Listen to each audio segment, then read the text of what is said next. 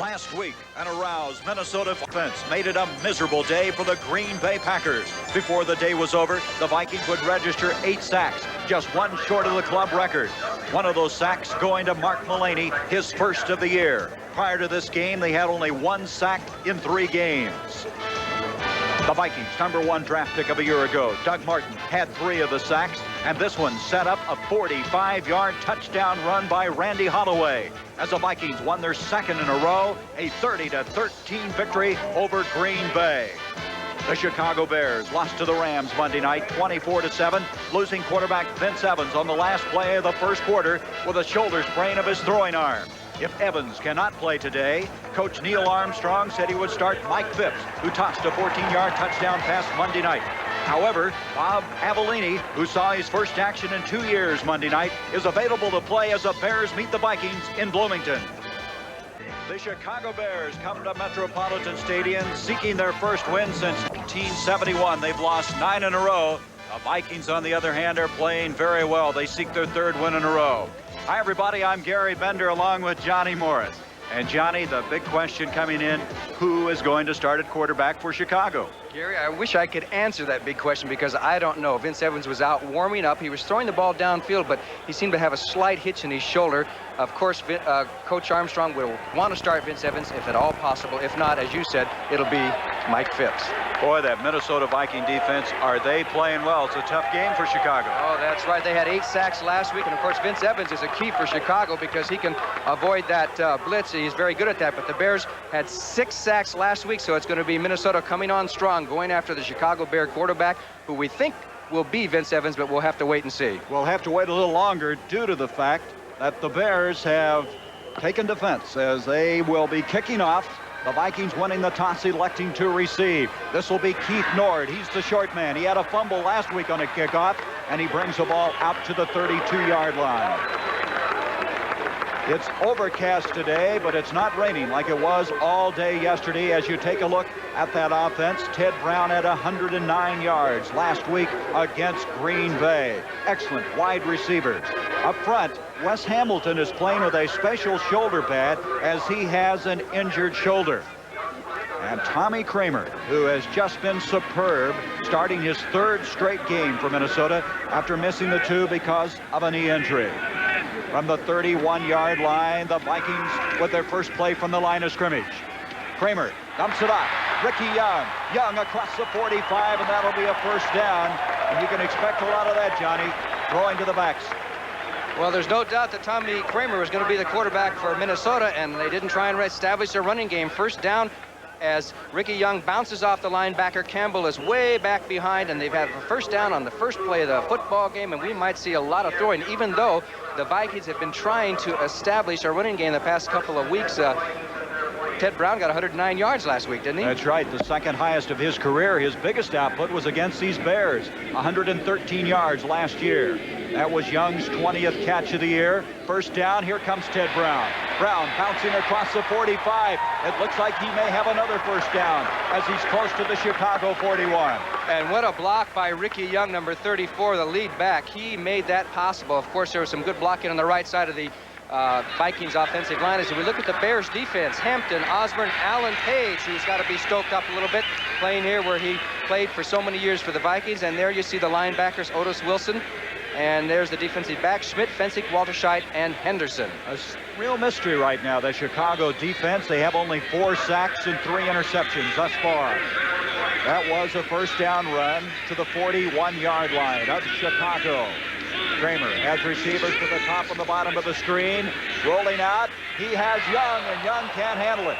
Bruce Herron defending on the play. Now, Herron is the story coming in early in this game. That's right. Wilson started. Bruce Herron is in there already, so obviously Otis Wilson, who makes some great plays for the Bears, but he has been kind of erratic on defense, and they're going to go with Bruce Herron here a little bit more today. Ricky Young should have had that ball.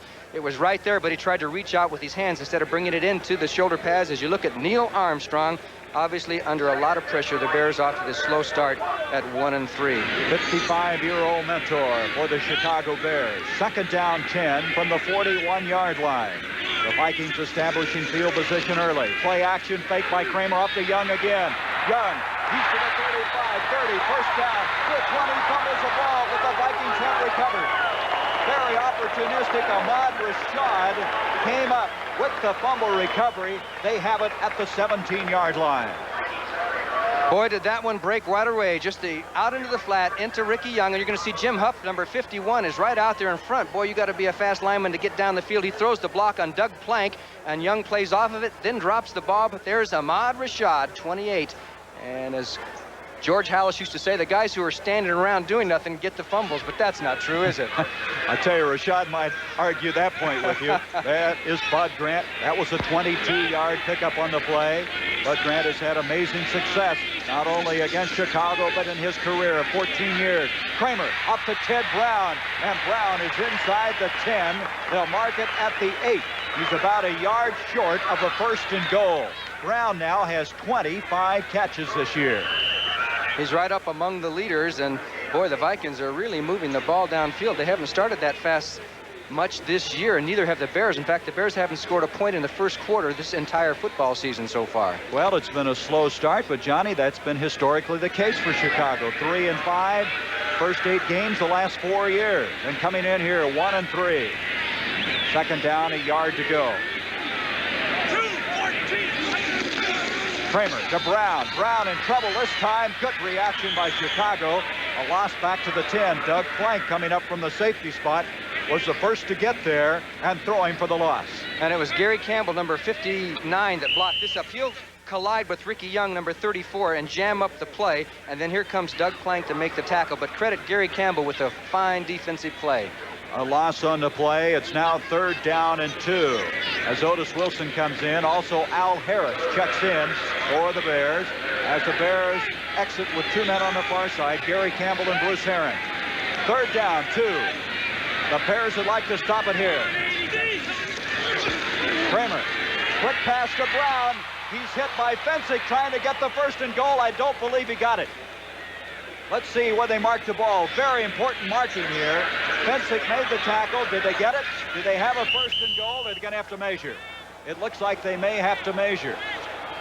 This is very, very important. It'll be 4th down if, in fact, he did not get the 1st and goal. Well, he was trying to get it as he was running backwards, kept his feet moving, and Fensick, it was just a one-on-one confrontation as Fensick tried to prevent him from getting that 1st down. It'll be an interesting decision for the Vikings if they don't get it here.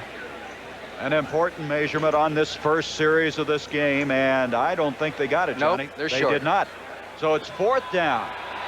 Now, Rick Danmeyer has been very impressive in the kicking situation, 8 of 9. St. Louis, that could be a big upset in the making. That was your upset special. He's been telling me all morning St. Louis is going to romp and stomp over Dallas. Well, Mel Gray is back, and he just drives the Cowboys crazy. Looks like they're going to go for it. Yes, they are. 4th down, and you saw how far they had to go after the measurement. So, somewhat of a gamble in the early going of this game. Well, when you have a foot to go, you eliminate the gamble if you just have the quarterback sneak the ball. Let's see what they do. Remember now, Kramer's playing with a brace on the left knee. They don't want to expose him to too much of this, but he might, on this particular play, keep it himself. 4th down, Hinchard. Kramer to Brown. Brown's got it inside the 5. He is on. Beautiful run by Ted Brown, who stayed in bounds somehow and was able to take it in for the touchdown. Well, that's a gutsy call by the Vikings. They went to the outside. Gary Campbell was a man that was going to have to get him. 59, he could not. And Fensick, I should say, Doug Plank made the dive, and Brown got into the end zone, touchdown. And as the Vikings have done so many times in the past few years over the Bears, they come up with a surprise play and beat you.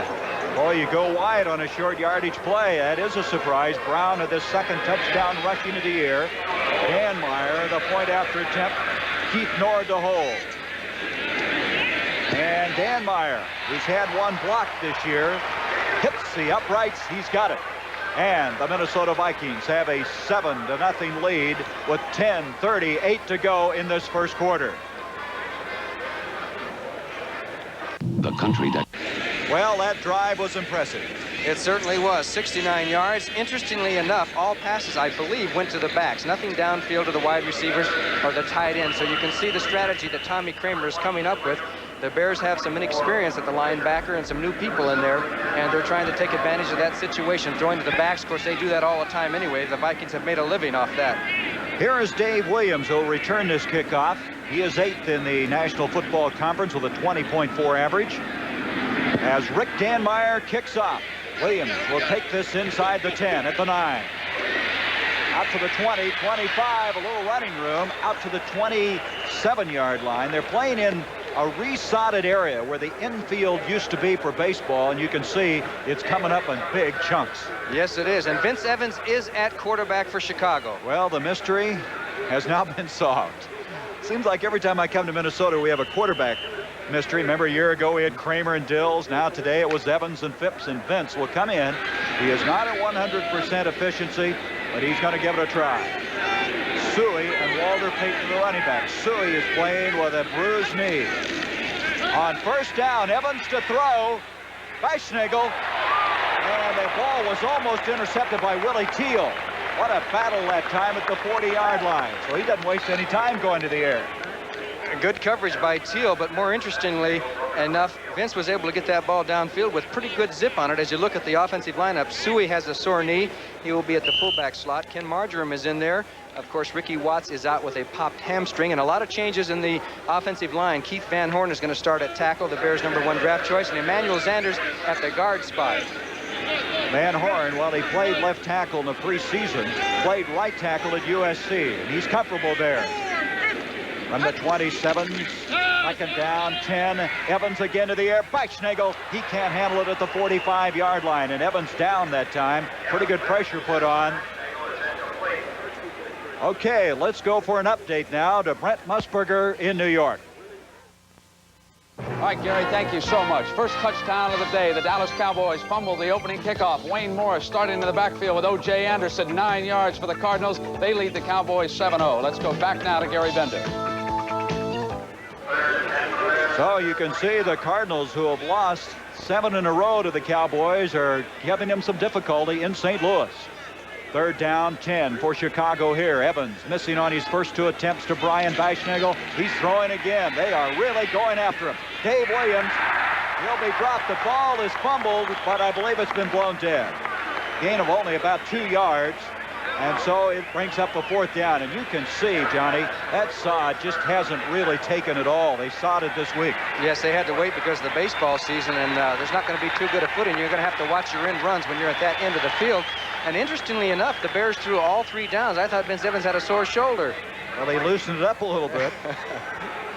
So Evans will retreat to the sideline. Bob Parsons has kicked very well. He's averaging 41-7. That's 9th in the NFC. Eddie Payton is deep for Minnesota. Almost blocked. Kick was almost blocked. Payton is going to take it at the 24. Payton brings it out to the 35-yard line. And the Vikings, with a 7-0 lead, will have the football. Brian Beischnagel making the stop on the play. There's timeout at the 9:38 mark of the first quarter. Back in Metropolitan Stadium, those guys are fighting a losing cause. And trying to keep that sod down. Of course, the Vikings won't have to worry about that next year. They'll have that Metrodome, but right now it is a problem on the left-hand side of the field, or I should say, I believe it's the north side. That was a 47-yard kick that time by Parsons. As the Vikings now at the 35-yard line. Sammy White in motion. 7-0, the Vikings. Tommy Kramer, that's going to be short, intended for Ahmad Rashad, and that's the first pass he's gone to a wide receiver. Kramer, that time, pretty good pressure. Mike Hartenstein coming in, and Hartenstein has really been playing very consistently for the Chicago Bear defense. This telecast is presented by authority of the National Football League and is intended for the private use of our audience. Any rebroadcast or other use of this telecast without the express written consent of the Minnesota Vikings and the National Football League is prohibited. Johnny, what is wrong with the Bear defense?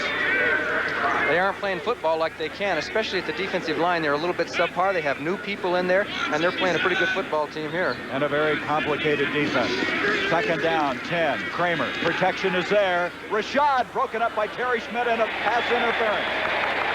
Pass interference at the 45. I think he's going to call it on Terry Schmidt, number 44, as they had double coverage on Rashad, but you may get a look at Schmidt kind of grabbing at him from behind here as the ball comes in, and I think the call is going to be on 44 as he interfered with Rashad before the ball got there. Ahmad Rashad, what a problem he is, and Terry Schmidt has his work cut out. 44 defense, first down. That's Tom Dooley, the referee, indicating the automatic first down just short of the 45, and the Vikings are rolling. Now, this Tommy Kramer is something else, isn't he? I'll tell you. Look at that. Washington trailing. What a shootout that's going to be. Joe Montana against Joe Theismann. Washington still looking for their first win. And Buffalo 2-2 against the Colts, who haven't won since opening day. On a first down, Ted Brown. And Brown just across the 40, inside it at the 39. Gary Fensick, the leading tackler on this team, making the stop. Well, the Vikings are moving the ball very well, and of course, with Tommy Kramer in there, things look very good. He does have that fragile knee. Steve Dills is hurt, and you know how things would go from the, what do they call it, from the penthouse to the outhouse if Kramer happened to get hurt in the next week or so. And he's got to stay healthy. He hasn't run. He didn't run too much last week when he would always dump the ball off. He's got to be careful with that knee. Brown now has 23 yards already on 4 carries. He had his second 100-yard day of his career last Sunday. That's Sensor in motion, a flag on the play, and Kramer is dropped by Hartenstein. Good rush by Mike. Looks like Sensor may have turned up the field before that ball was snapped. It almost looked like Alan Page was offsides there. He's number 82, but he just got off quickly right there. I see a flag on the field, and it may have been called against Alan Page for coming too soon. Well, Alan Page, this is a big day for him. His final appearance in Metropolitan Stadium after the outstanding career here. It's a little heavier than he's been. I think he might have picked up about 10 pounds, and he's going to be a lawyer. He already is a lawyer. Offsides, 82 defense. It's first down. In fact, as you know, he still lives up here, and his law offices are up here, so this is not his last trip to Minnesota, even though he's retiring from football. Page in his career with 165 sacks. He has 1 this year. This time from the 35-yard line, Kramer to Brown. Look at Brown with the footwork. He's to the 31-yard line and dropped there. And that'll bring up a second down and about 5. Brown is a guy who started out rather shakily because of knee problems, but he is healthy now. Yes, he has a little bit of a sore shoulder, but that doesn't hurt your legs, and he is a good, strong runner, and he's the man they're depending on to redevelop that running game that they used to have when Bill Brown and some of those guys used to play. Second down, a little more than 5, just short of the 30-yard line. 8 minutes to go, first quarter. Kramer to Brown. Brown pushed forward and is close to the first down. Just short of the 25. It looks like he might be just short, which would bring up a third down for Minnesota. Gary Campbell credited with the stop. That game last year, he gained 113 yards. It was a game in which Walter Payton did not have a very good day. He had only 39 yards, but Payton did come back in the second game and was able to rush for 102. And have you noticed something? When those running backs are hitting the line, there's great big holes. There's been a lot of 5 or 6, 7, 8 yard runs, but there have been big holes. They are just moving that Bears defensive line. You can see the Bears defense is last in the NFC. Also their offense. Ricky Young trying to run for the first down, and he's got it. He broke the initial tackle, moves to the 20-yard line, and the Vikings with another first down. So the 7-0 score. Let's get an update from Brent Musburger. All right, Gary, the San Francisco 49ers have jumped all over the Washington Redskins. They now lead by 14 points. This was their first touchdown. Ricky Patton, 16 yards with the run. Then the defense got a fumble, and Dwight Hicks dashed 66 yards. Back to Gary Bender. Thank you, Brent. Boy, what a high-scoring game that may be before it's all over. And right now, the Vikings are running this one up with a 7-0 lead on their move again. Ted Brown on a first down run, but Fensick is up there and plays it extremely well. Fensick, who's playing very good football. He reported late this year because of a contract squabble, but he's in shape and playing like the all-pro that he was a year ago. He's a good man to have back there. He's a very smart football player and a hard hitter. Came up, made the tackle there, but it could be only temporary. I'm just amazed at the big holes. Well, this Viking forward wall has come of age. They have some veterans, the tackle, and Riley and Yeri, but Hamilton and Hupp, young guys, have really come on, and they think Swilly is their best offensive lineman at center. Second down, firing off. The Vikings flags everywhere. That was Joe Sensor, the tight end, who prematurely left the mark. It's one of the few mistakes that Minnesota has made. An interesting thing about this team, Johnny, is that a year ago, the Vikings only lost 3 fumbles all year. They've lost 8 this year, 3 last week, but they've been able to play through those. Yes, they have, because of strong second-half performances. They've been a second-half team, and that's a good sign early in the season when you have a team that can play well in the second half, because it becomes even more and more important. And, of course, Bud Grant, as you know, he just has a knack. Aside from being a good coach, he's a lucky coach. He's one of these guys that does everything well. False start, 81 offense, second down. That'll be second down and 15 yards to go. You mentioned lucky coach. That was what Jim Fink said last night. He says Grant has been a lucky coach, and he means that in a complimentary way. If you get down in a game where you need one big play, he always seems to have his team able to pull it off. Of course, there's an old adage, you make your breaks and you make your luck, and he has done that year after year. Second down, 15 to go. Back at the 25, Kramer going to the airways, pressure. Wide open. Joe Sensor, and he can't hang on. Getting back was Al Harris. I don't know how Harris recovered in time to get back to the tight end, as Kramer had real pressure put on that particular play. Well, the Bears have one of those defenses where they had the extra lineman in, and Harris is a lineman, and he had to drop off and cover. Of course, the thing they banked on there was that Kramer had to turn his body and then throw back off balance, and Harris has a lot of speed for a defensive lineman, got back there just in time. But there's no question, Sensor was wide open. Asking about Al Harris, how he's playing, the quote was, he's playing up a storm, and that was a very good indication of how he's playing. The good speed of the former Arizona State All-American. Third down and 15 from the 25. Looks like they may be coming on a blitz. No, they were faking. Kramer with time in the corner and out of bounds. Ahmad Rashad and Terry Schmidt defending on the play, and Schmidt had that one covered very well. He was right with him, shoulder to shoulder, and that's can be dangerous for a defensive back. They can get you for interference, but Schmidt with a good play as the Vikings are going to go off the field. Fourth down, 15, Dan Meyer, who's 8 of 9. Now, Dan Meyer is not known for his distance. His longest kick is 45, however, and this is going to be, well, let's see, they're going to mark 44-yard kick. Nord will hold. Dan Meyer missing his first last week after hitting 8 in a row. 44 yards away. And Dan Meyer has it. He has just been superb for this Minnesota team. Now 9 of 10 for the year, and the Vikings have had the ball twice, and they lead it 10-0. Meyer with a 44 yards. Bears right now don't seem all that fired up. Is it just Minnesota playing so well? Well, I think that's part of it. Here we have a game that's getting towards the end of the first quarter, and I don't think Walter Payton has had his hands on the ball yet, has he? Thus far, 16 plays for the Vikings, only 3 for the Bears, with 5:42 left in this first quarter. Dave Williams will run it out. Out to the 25, and he's to the 30-yard line. The last time Vince Evans attempted 3 passes, couldn't find the mark. Let's take a look now at this Minnesota defense, which so vastly improved. They've gone to the 3-4. Martin last week with 3 sacks. Their linebacking core has a nice blend. Blair and Seaman are veterans, McNeil, Studwell. And back deep, Walt Williams is the man that has taken over for John Turner, who's had a broken ankle. But Turner is available, and we'll probably see him before the day is over. You heard it in the preseason. From the 30-yard line, Chicago trailing 10-0. Robin Earl in motion. Here is Payton, his first attempt, and all kinds of people surrounding.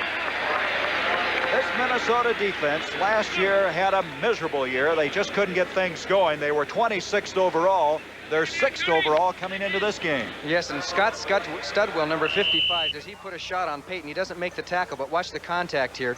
That takes a little bit of punishment out of a running back, any running back, even the great Walter Payton, as the Vikings gang tackle. Notice all those blue jerseys around.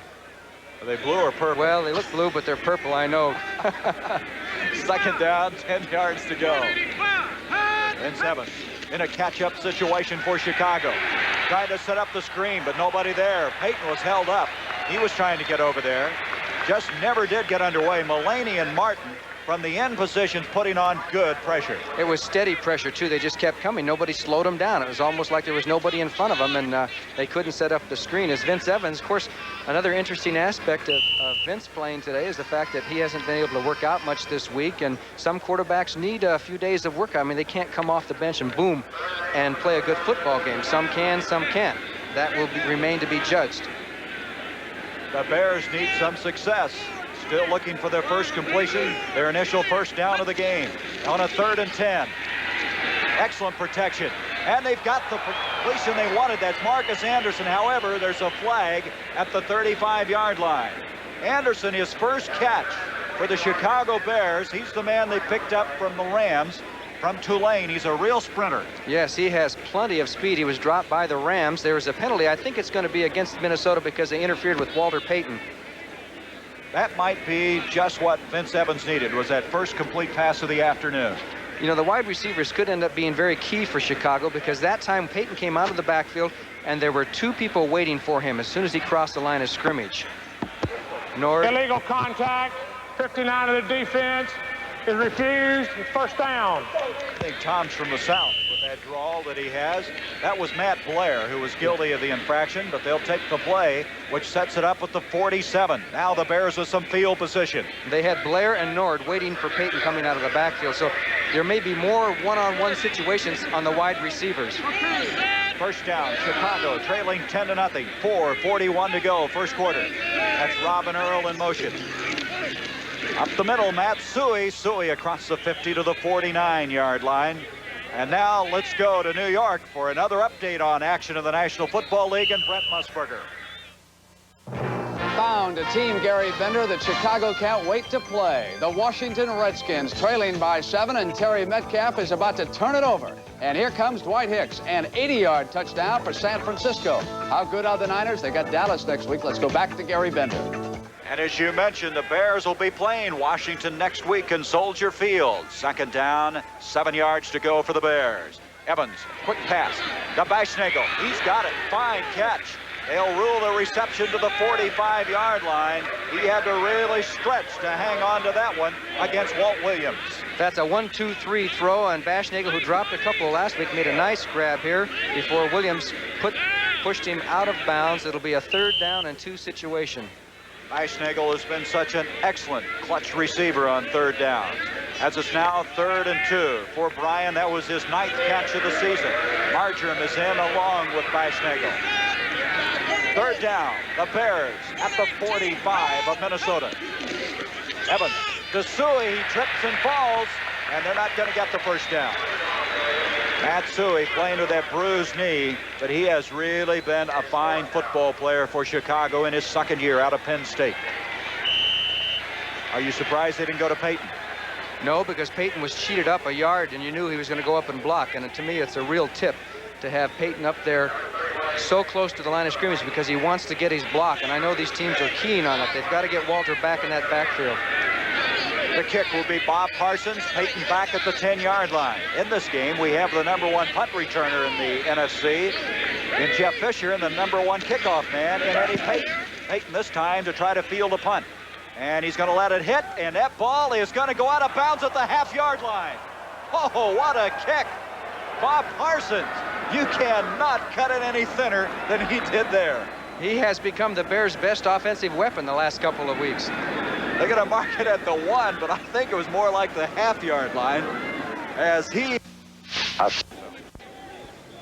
After Bob Parsons put that ball out at the 1-yard line, the Vikings in a very precarious situation, even though they have a 10-0 lead. Tommy Kramer will send White to the top of the screen, Ahmad Rashad to the bottom. Kramer, thus far in the early going, very, very impressive. Ted Brown trying to get some operating room. He'll bring it out to the 4. Going to bring up 2nd down and 7. A lot of interesting things developing in the National Football League early. That San Francisco team, they may be somebody to contend with. And what a game they have next week against Dallas. They jump to that 14-0 lead over the Redskins. And poor Washington's going to end up being 0-5. And they really are not playing all that poorly. They were #1 in offense. 2nd down, a long 6 to go. Kramer to Brown again, and they got a flag on the play. Brown is close to the first down at the 10. Hartenstein making the stop, but let's see what the penalty's all about. Minnesota backing up like they're expecting holding, and that's what it's going to be. Holding against Minnesota. This is where the Bear defense used to just jump on you, Johnny. You get people into this situation, they just crush you, those midway monsters. And that's, I'm sure, what Neil Armstrong would like to see, along with Buddy Ryan at this stage. You know, the interesting contradiction to this defense is that they're still beating up people physically, but they're not getting the job done statistically. No, and they are 14th, dead last in the NFC on defense, and that's why the team is 1-3. Now, in previous games, sometimes a team 67 offense, second down. will try and fill the holes here and do something, maybe some kind of a blitz, some kind of just jam it up, see if they can create some activity here. It takes a chance. Somebody might catch a short pass on you and go, but what if the Bears got to lose? They got to do something. Dennis Swilley was the man guilty of holding. The penalty moves the ball back to the 2, where it's second down, 9 yards to go. 10-0. The Vikings with the lead. They've scored the 2 previous times that they've had the football. Brown, and Brown almost backed into the end zone, gets out of trouble. Al Harris has him momentarily, and Brown fights his way to the 5. A very, very courageous run by Ted Brown, averting what almost was a safety on the play. Yes, actually they blitz. You'll see 46 Doug Plank coming in there to fill the gap. And watch Tommy Kramer. He could have lateraled to Kramer 2 or 3 times here, but Brown is so intent on trying to get some yards of it. If he had been able to flip that ball out to Kramer, of course, they didn't want Kramer to run the ball anyway, but a heck of an effort by Ted Brown. Nice play by Al Harris as he was able to hang on. A gain on the play brings up 3rd down and 4. The ball at the 6-yard line. As Bud Grant, Harry Grant, who has just been very successful against the Bears. They've won 9 in a row here at Metropolitan Stadium. The last 3. Back to throw. Kramer to Ricky Young. I don't believe that's going to be enough for the first down. Getting over there in a hurry was Todd Bell, the rookie from Ohio State, and his forward progress is a yard short. And 4th down, and so the Bears now figure to get excellent field position. Neil Armstrong, the hopes now to take advantage of this opportunity as Jeff Fisher, the leading punt returner in the NFC, will go back. He'll be standing at his own 45. Let's see how much pressure they put on Coleman. Coleman did not punt last week against Green Bay. That's how effective the Viking offense was. How'd you like to get up in the morning to go play a football game and not have to punt? They won't let you play. Coleman was superb, though, the week before, averaging over 50 yards a kick. No rush. They got the return on.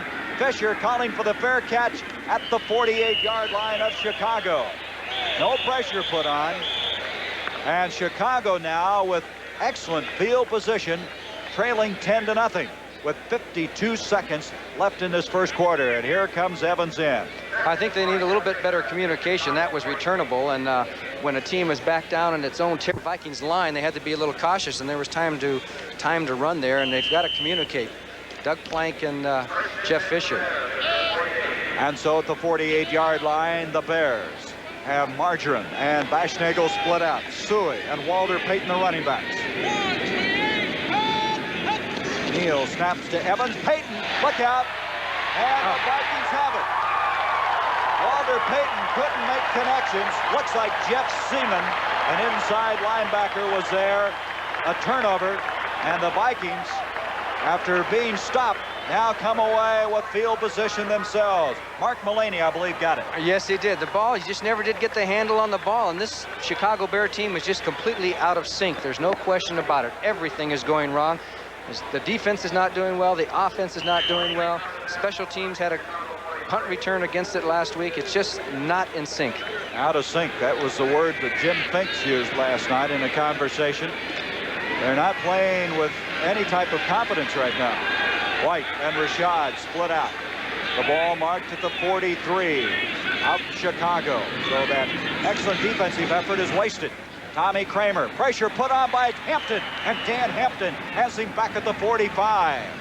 Well, that's their 5th sack of the year. Hampton that time roaring through. Number 99, Dan Hampton. Take a look on the crisscross. He comes to the outside. Kramer tried to fake the pass and then get out to the outside, but Hampton got a hold of him with those big shoulder pads and brought him down. That's Dan's 2nd sack of this year. The loss back to the 45. And they may be the impetus they need. Well, look at that bird cage he's got on there. Hampton, all he is 6'5", weighs about 260 in his 3rd year from Arkansas. Last year, he led the team in sacks with 11.5. Kramer with now a 2nd and 22. Wide open, Ricky Young. And Young will get back to the 47-yard line. They're still about 3 yards short of the initial first down marker. Jeff Fisher over there on the play to make the tackle. 5 rushmen that time, and he just dumped it out to Young, and look at all the space. If he breaks this tackle, he could get some big yards. Jeff Fisher with the tackle. That's the end of the first quarter with the Vikings leading it 10-0.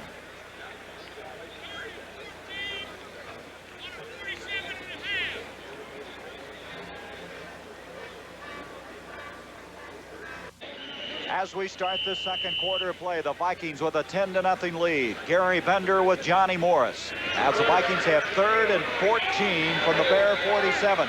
6 defensive backs are now in for Chicago. Only one set running back, that's Ted Brown. You see Sensor now in motion.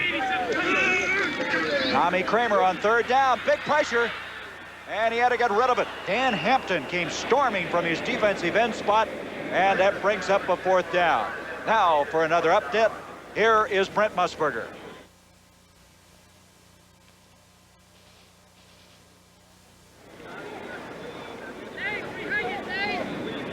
And so we'll be checking with Brent throughout the course of the day, as we have a lot of things happening here in the 5th week of the National Football League season. Dan Hampton really put a hit on Tommy Kramer on that one just as he got rid of the ball. It was a legal hit, but it was a real save. At the 20-yard line, the Bears have it. The Bears with that revamped offensive line. Albrick and Jackson on the left, Neal at center. Sanders at right guard, and Van Horn getting the start at the right tackle spot. Sanders, who played last year in New Orleans, and Dick Stanfill was the coach in New Orleans at that time. From the 20, Vince Evans, the quarterback, to Peyton.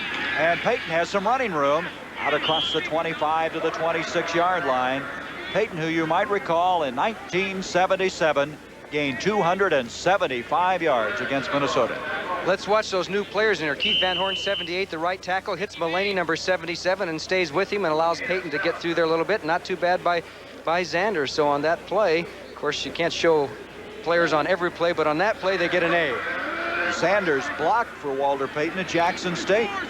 They called him the Z-Man, his 8th year.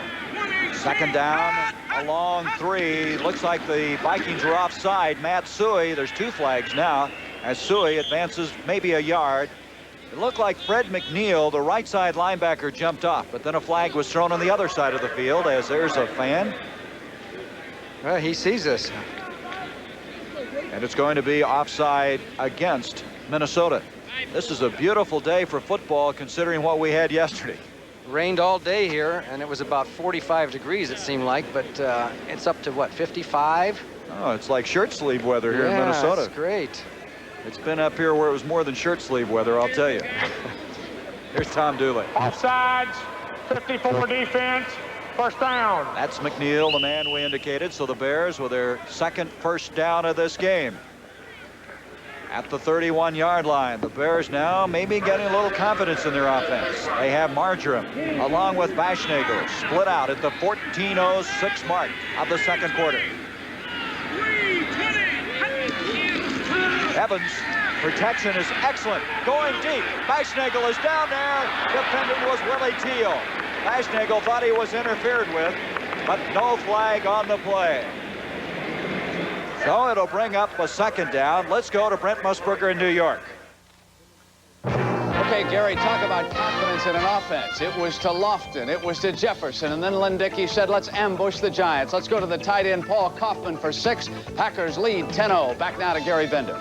The Packers, after being beaten last week in Milwaukee, coming on strong, and Bart Starr's club started fast last week, only to have things fall apart. They've started fast several weeks and have things fall apart. 2nd down and 10, just across the 30 to the 31-yard line. Evans to Peyton. Peyton has a little running room. He's trying to get the corner turn, but Walt Williams won't give up. And Williams made the tackle at the 35. Johnny, if he'd gotten away from Williams, he had a lot of running room. That was great individual effort by Walter. Out of the eye. He's more effective out of the eye, but notice they made contact with him before he even got to the line of scrimmage. The penetration there, and then he cuts back, and this is individual ability, and you got to credit Williams with a good job of hanging on and bringing him down. Walter Payton, a marked man. The Bears don't have too many bullets with Ricky Watts out and some of the injuries that they have, and you can bet they're keen on Walter an awful lot. He's about 120 yards short of where he was a year ago in the rushing figures, coming in here with 287. which was 7th in the NFC. 3rd down and 6. Here they come. He gets it off. Good coverage by Tom Hannon. Hannon over on Dave Williams, and they're not going to gain anything. They may have lost some yardage. You're going to see a whole bunch of people, purple shirts, coming after Vince Evans. They put the blitz on, the crisscross, and everybody was coming after him, so he dumped it off, and Hannon was there to make the good play. Hannon, you might recall, last year had a 41-yard touchdown of an interception against Chicago. Parsons to kick. He has an average on 2 efforts of 45.5. Back deep goes Eddie Payton. 12.5 minutes to go until halftime. What an interesting halftime we have coming your way. As Parsons, not a particularly long kick, but is getting a roll, and Payton at the 25. He's hit by Baschnagel, gets away. And Payton gets it back to the 35-yard line. Good effort by Eddie Payton. Eddie, 2 years older than Walter Payton. What a gregarious pair they are from Mississippi. Excellent football players.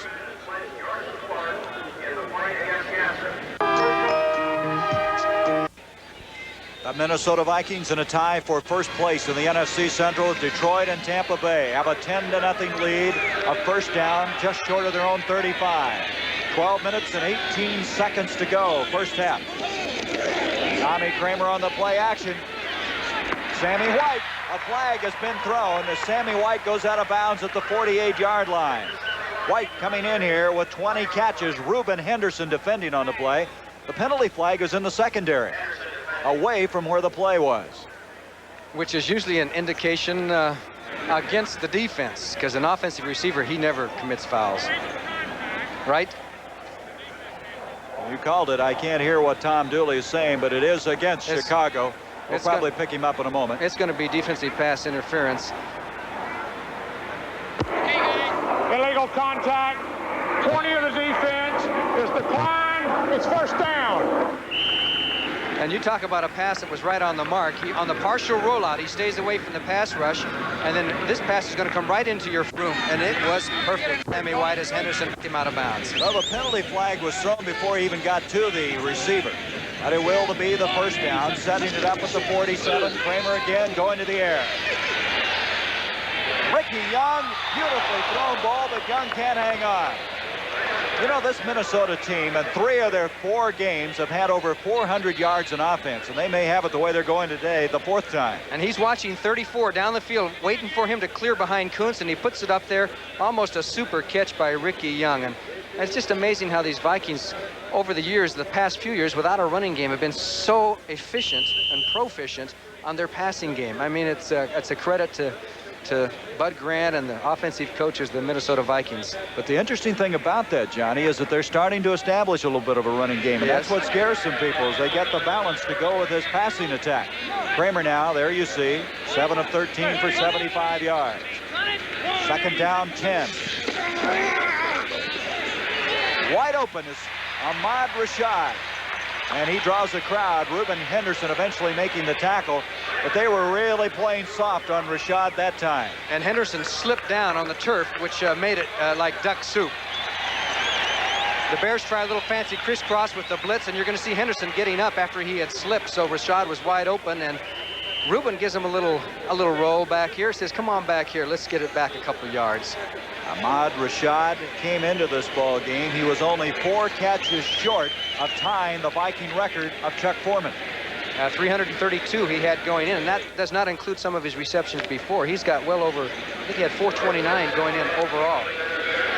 First down catch by Rashad. Tony Galbraith has now come into the backfield along with Ricky Young. Kramer scrambling a little bit. Rashad, beautiful catch. That'll be a first down at the 20-yard line. Henderson making the tackle. Now a little altercation down there. Doug Plank is upset about something.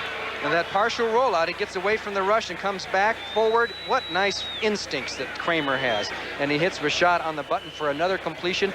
And they haven't run the ball this series. I mean, this since they got the ball. They have abandoned that running game. There's the defense, and you can see Henderson was playing quite a ways off, but Kramer moved forward in the pocket, allowing the receivers a little more time, and that makes it tough on the defense. First down now at the 20-yard line. Galbraith still in there along with Young. Young following a Galbraith block makes it to the 15-yard line, a gain of 5, 2nd and 5, and they are mixing it up very well. It's beautiful.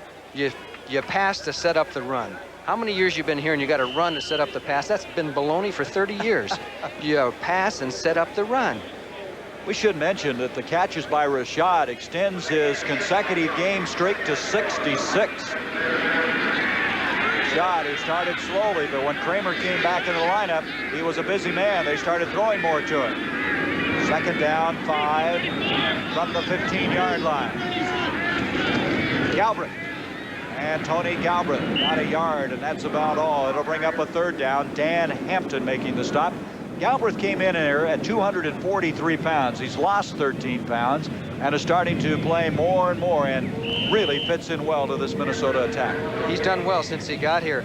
Now, Kramer has thrown to the backs a lot. He's thrown to the wide receiver, not thrown to the tight end. And that has been a favorite target coming into this game. Especially in surprise situations. Sensor has 16 catches, and he had a touchdown catch last week against the Packers. He's in there. You see him, number 81. 3rd down, 4. In motion, Sammy White. Kramer, pressure from Hampton, up to Ricky Young, and Young's to the 6. That'll be a 1st and goal. Todd Bell, the rookie, 4th-round draft pick, the safety from Ohio State, stops him there, but it's 1st and goal now for Minnesota at the 6-yard line. Ricky, they got look at that. A little mud. He went down there on the sidelines where the tarp probably didn't cover that. They only went about a yard beyond the sideline, so that was a little extra muddy out there. As you can see, Kramer with plenty of time to throw the ball, and Young is so good on his patterns. Todd will hit him high and then bring him right down into the turf, and that's how he got that mud. Ricky Young in 1978 had 88 catches, and he's a busy man today. Young again, and Young on a 1st and goal moves it inside the 5 to the 4. It'll be 2nd and goal there. Ricky Young from Jackson State. He played with Walter Payton. Emmanuel Sanders was there. Also Jackie Slater. You think they had some players down there at one time? Well, they did, and they still do. Young with 5 catches for 59 yards. So that means he has 24 for the year. He came in here 7th in the NFC. Bud Grant probably thinking about the hunting season that's now underway. I think it's grouse season now in the Minnesota area. Neil Armstrong certainly not thinking about the hunting season. Well, he could. He's been under a lot of pressure. 2nd and goal from the 4. Kramer with time, Sensor, and it's intercepted by Gary Fencing. What a play by Fencing. That's a remarkable effort, and they'll bring it out to the 20-yard line. I don't think Kramer even saw him. We might get his view here as Fencing came out from behind some players there and just dived in there to make that interception. Good play, injured himself slightly as he came down on the field, but a saving interception for the Chicago Bears. Beautiful interception by Fencing, his 2nd of the year. That stops the drive. When we come back, the Bears will have it at the 20-yard line.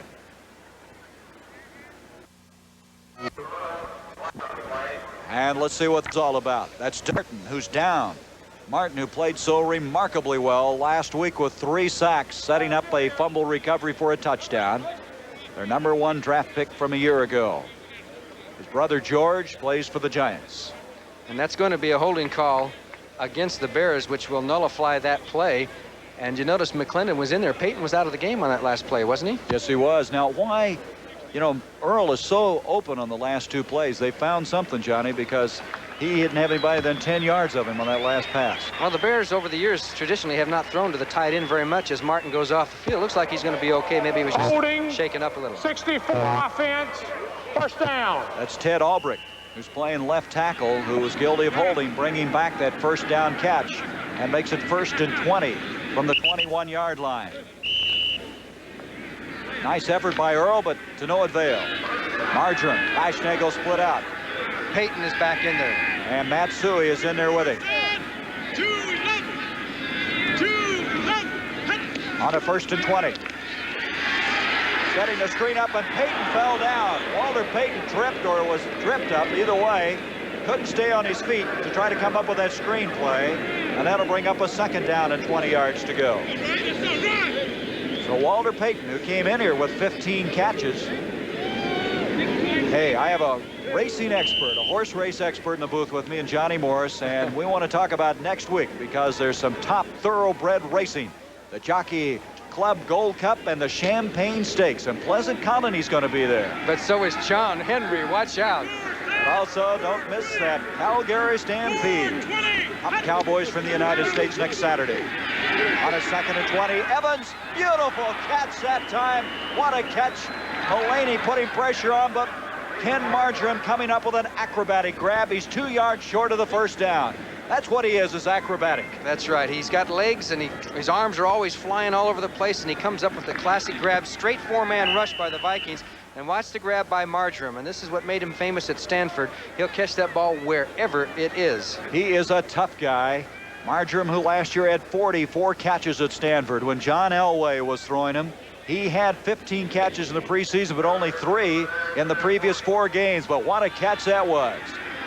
3rd down, 2 yards to go. Picking up 18 yards on that last pass completion. Evans off to Payton, and I don't know. Did he get it? I don't think he did. I don't think so either. Walter Payton on a 3rd and really less than 2, and they're short. It's going to be 4th down at the 41-yard line. Well, they ran him out of the I formation, which puts him a couple of yards deeper in the backfield, which can sometimes be very difficult to get that yard or 2. But that's the strategy. He runs better out of the I because he can get a better vision rather than running sideways off of a regular Mo formation where you have to kind of turn your head to look upfield. They like him to run out of the I. It's short. The Bears will punt, probably. Unless they fake it. Now, Bob Parsons is very capable of throwing the football, the former quarterback at Penn State. There's Eddie Payton. 5:34 to go in this first half, and Parsons is going to kick away. Payton at the 24, across the 25 to the 28-yard line. Good coverage by Todd Bell. Todd Bell has been a very familiar figure in this first half defensively. The Vikings have the ball at the 28-yard line. Hard kick that time by Bob Parsons at the 28-yard line. The Vikings have the ball. They have the lead, 10-0. Tommy Kramer. For the first 2 times they had the ball, marched them for a touchdown and then a field goal the second time out. Kramer on 1st down to throw, and far side. Is that a catch? Sammy White. And they're going to roll a completion at the 38-yard line. He's about a yard short of the first down. I'd say he threaded the needle pretty well there. Right to the sidelines, 2 feet in bounds, and drag him. And Sammy White does it the way you're supposed to do it. Gary Fensick is back in the game for Chicago, so apparently his injury was not too serious. Another injury, though, we've just been handed. Ted Brown injured his thumb. That's the reason he's not in there. Galbraith is in, but he's expected to return. Galbraith and Ricky Young in the backfield. 2nd down, less than a yard. Kramer off to Ricky Young, and he has the first down. Cuts the 40 to the 41. Lee Coombs making the stop, and again, Johnny, some pretty good blocking up front. Yes, and it's amazing how the Bears really kind of had a blitz on us. Bruce Herron came through, and he ran himself right out of the hole, and that's just the way things are going for the Bears right now. As we mentioned, that injury to Brown, his thumb, he's had it taped up, so he'll be ready at the first opportunity. At the 41, the Vikings have a first down. Sammy White and also Rashad split out. White at the bottom of the screen. Kramer now 12 of 18 for 124 yards. Protection is excellent. Joe Sensor. And Sensor will be given the completion to the 40-yard line. Gary Fensick, who had the interception earlier on a pass intended for Sensor, was over there. First down to the 40. And this was basically the same play they tried to censor before, but this time it worked, even though Gary Fensick was back as the free man here and came over to make the tackle. Good grab by Sensor, and he's knocked out of bounds. The Vikings on the move again. Boy, that was a very well thrown pass by Kramer, a 19-yard gain. Yeah, everything goes the other way, and then you just throw back against the grain with Sensor sneaking out there. It's a heck of a play. You talk about players being a franchise. Kramer is approaching that, if he's not already that, for Minnesota. When he comes in, they're a different football team. They were 6-2 in the second half of last year, and Kramer was really hot at that time. Blitz. Sensor. Fensick defending on the play. Pretty good pressure put on that time. Second down, 10 from the 40. I think the thing with Kramer is that there's been so many times that I've seen him work the 2-minute drill to perfection. Nobody's signaling in plays. He's calling the plays. And I think these players on this team, they sense that Tommy Kramer is a winner. He has been a winner, and he's proven that. And I think Bud Grant deserves the credit for drafting him, don't you? I think so. And Kramer, by the way, in only his 5th year, has directed scoring drives 6 times in the last 2 minutes of play. That's a pretty good record. He's used 5 different receivers today. He's really mixed it up well. Terry LeCount has come in this time. 3 wideouts, and they give it to Galbraith. No gain on the play. Tried to cross him up, but Jim Osborne was not fooled. The Bears had the blitz on, and sometimes the blitzes work so much better against runs. They fill in all the gaps and the holes, and that time they had a lot of people coming, and they stopped the play. As you look at Bud Grant, look at this. San Francisco 24-3 over Washington. Look out, Dallas next week, and Chicago. You'll be seeing the Redskins playing the Bears, and also that Dallas-San Francisco game. San Francisco might be for real. Actually, in Chicago, they won't see the Dallas-San Francisco game, will they? It's Chicago Network's what we should say. 3rd down and 10 yards to go. Kramer moving around very effectively. Sammy White. No, Rashad. Rashad had it for a moment, and Fensick and Plank were over there. Plank in particular got a hand on it. Excuse me, Gary, he was open. He was open. Now you'll see number 23, a safety, Walterscheid blitzing here. He gets taken care of. So Rashad had a one-on-one situation, but he couldn't get the ball up and over, or he would have been gone for an easy touchdown. He was wide open. Mike never did see that football. Now to kick is Coleman, a 44.5 average. As again, the Bears able to hold after those 2 series that picked up 10 points. They've been pretty stubborn. Plank is back along with Jeff Fisher. 3:44 remaining in this first half. Look out. Coleman did an excellent job avoiding the rush. Plank calls for the fair catch at the 9-yard line, and disgusted that he did. He would like to have returned that football, but makes a fair catch at the 9-yard line. The Bears will have it there, trailing by 10. Gregory White avoiding the rush, and at the 9-yard line, the Bears with 3.5 minutes left in this first half. Half the football. 10-0 Minnesota, looking for their 3rd straight win of the year after opening with 2 losses. Up the middle, Matt Suey. Suey to the 16-yard line, 3 yards short of the first down. Suey very quick. He's a deceptive football player. He has quick feet. You notice the little la-di-da, he looks for the hole and gets through, and Suey should be able to get a few yards as much as they key on Walter Payton. Suey with an average of just under 5 yards a carry. Playing with that knee. See Payton, how close Payton is? Does that mean he's going to block? Second down and 3, not this time. Nice block for him, though, as he turns the corner and he has a first down. Walter Payton. Matt Blair, Walt Williams over to make the stop. The Bears now with the first down. And with still a lot of time left in this first half, 2 minutes, 59 seconds. The clock stopped on the out-of-bounds play. They're going to mark it at the 24. That was the one time last week. One time they did that with him up, and he went back to the end run. We'll watch him to see where he lines up on most of the plays. Now he's even with Matt Suey. Walter's biggest day this year thus far has been 97 yards. Evans on the first down. Look out. Good job. That's Tom Hannon. And Hannon goes out of bounds at the 15-yard line. His 2nd interception of the year. Baschnagel was the intended receiver, and you could see the potential of problems the minute that ball was thrown. Yes, he was sitting back there waiting, and watch what happened as Baschnagel was down the sidelines into the coverage, and there goes Hannon right down the sideline, stays away from the white line, finally knocked out of bounds. The Vikings have a chance to put the Bears in big, big trouble. Boy, that was a fine play by Hannon, though. Yep. He had to get high. Yes, he did. There he is out of Michigan State, an all Big Ten performer. His 2nd interception. You know, last year he was a real problem for this team, returning a touchdown on an interception. 28-yard return, sets it up at the 15. White and Rashad split out. 2:49 to go in this first half. Tommy Kramer looking for Rashad. Touchdown. Reuben Henderson trying to stay with Rashad. That's his second touchdown catch of the year. Well, they beat the blitz. I'm not sure. He may have called an audible. As you see Plank 46 up there, everybody comes for the Bears. He just dumps it up, and the receiver always has the advantage. Henderson had his back to the play and could not prevent Rashad from making a super catch, even though he was right there on the play. 16-0. Dan Meyer to attempt the point after. There's the Texan from Rice, playing with a brace on the left knee. They were really starting to wonder about this Viking team. They were 0-2 after that shellacking on a Monday night, and then Kramer came back, and he's turned this team around. Nowhere to hold on the point after.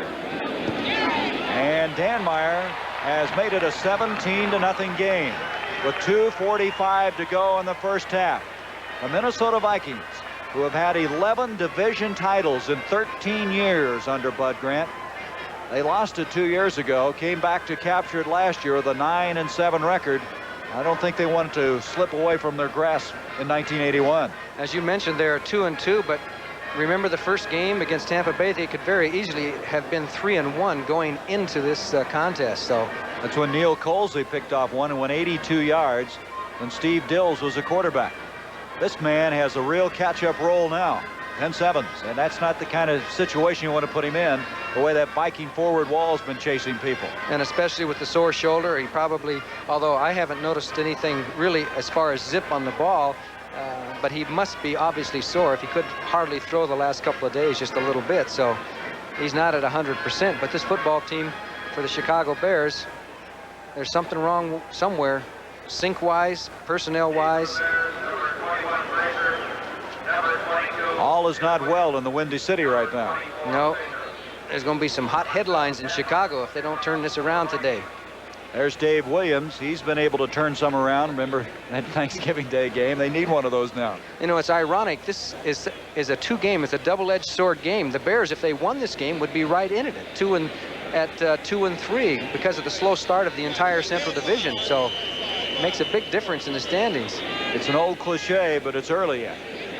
Here is Dan Meyer from the 35, a line drive affair, bouncing around. Les Frazier lets it go out of bounds. That'll be a 5-yard penalty. They'll have to kick again. You mentioned the out-of-sync situation for the Chicago team, the fact that they have been slow starters. They came to camp a week early, hoping to alleviate the slow starts, which have given them 3-5 records the last 4 years in the early going. Now, there's the Central Division you were talking about. Yes, you can see where the Bears could be right back in it. Otherwise, they would be 1-4, and Minnesota 3-2, and 2 games out behind a couple of other teams like Detroit and Tampa Bay. One of those teams has to win today to be 3-2. And one of the reasons they came to camp early was to install Ted Marchibroda's offense, and to get extra work on that when you have a new offensive coordinator come in. The Vikings, of course, don't have those kinds of problems. Don't the Vikings come in? They come latest. They come late. Bud Grant has never checked in early. 5-yard penalty. Dan Meyer will kick from the 30. There's Ted Marchibroda. He has structured this offense around Vince Evans. He's simplified the keys for him. He's tried to utilize his abilities. Thus far, that offense hasn't been clicking. He's looking down at the bottom of the list to see if he can find a play they hadn't tried yet. A tricky one. Yeah, something. Dan Meyer to attempt it again. Williams standing this time at the 10-yard line. Still 2:40 left in this first half. Williams will have this one at the 14-yard line. 30, he has the outside. 40, 45, he's to the midfield stripe. That might give the Bears a shot at getting on the scoreboard now before the end of this first half. Dan Meyer, who kicked off, ran him out. A 37-yard return by the former Colorado standout. Williams is just a real asset to this team. He can do so many things. They called him a jack of all trades. He came in 10 pounds lighter this year. They're going to mark it at the Bear 49. Still 2:27 left in this first half. Eichschnagel to the bottom of the screen. Marjoram split to the top. 17-0, Minnesota. Evans a little half roll. To the other side, nice catch. That is Matt Suey, and Suey inside the 45, a couple of yards short. I'll tell you, Evans had something on that ball. He certainly did, and he had to move around and make a quick decision because there was pressure coming, and he threw the ball very well to Matt Suey out of Penn State. His knee ballooned up on Monday. It was like all kinds of fluid. They had to drain it out. I guess thigh, actually, that caused the problem in the knee. We have the 2-minute warning here in Metropolitan Stadium. The Minnesota Vikings with an impressive 17-0 lead. We have just completed the 2-minute warning. Vince Evans, his team with a 2nd down and 2. Evans 7 of 14 for 59 yards and 1 interception. And that preceding message was furnished that we just had a moment ago by the National Football League. From the 43-yard line. Walter Payton has 5 carries for 19 yards thus far. Not up to his past standards. As far as total yardage is concerned, the Bears have only 89. The Vikings 192. 2nd down, less than a yard. And here is Walter, and he has the 1st down. That'll move it to the 40-yard line. And with 1:52, the clock still running, and now the Bears will ask for a timeout and stop it. They have 2 timeouts remaining. If they could get on the board, Johnny, it would really make a difference. Even a field goal at this particular time, as Evans over now with Marchibroda and Neil Armstrong. Neil Armstrong in his 4th year. They have a 25-27 record up to date. 79, they had 10 victories. Here's an interesting program. Joe Namath, what a football player he was. Well, now he's going to team up with Ricky Schroeder to star in a special that shows just how much athletics and music have in common. Don't miss, an orchestra is a team too. That's later today over most of these CBS stations. I'm going to watch that. I think I'll just stay up here and watch that before I go home. Joe's been very busy playing summer stock in the New York area. Very versatile man and very, very serious about that career. What are you laughing about? I was just thinking about something, but there's no question he is a talented guy. I mean, and he has that personal warmth. You know, he's got that spark in his eyes. And at the 40-yard line, 1st down now for Chicago. Suey and also Robin Earl have checked out of the lineup. We may have 3 wideouts on this play. Let's check them out as we have also Marcus Anderson, Brian Baschnagel, and Marjoram. So 3 wideouts. The Bears trying to strike here in the last 2 minutes of this first half of play.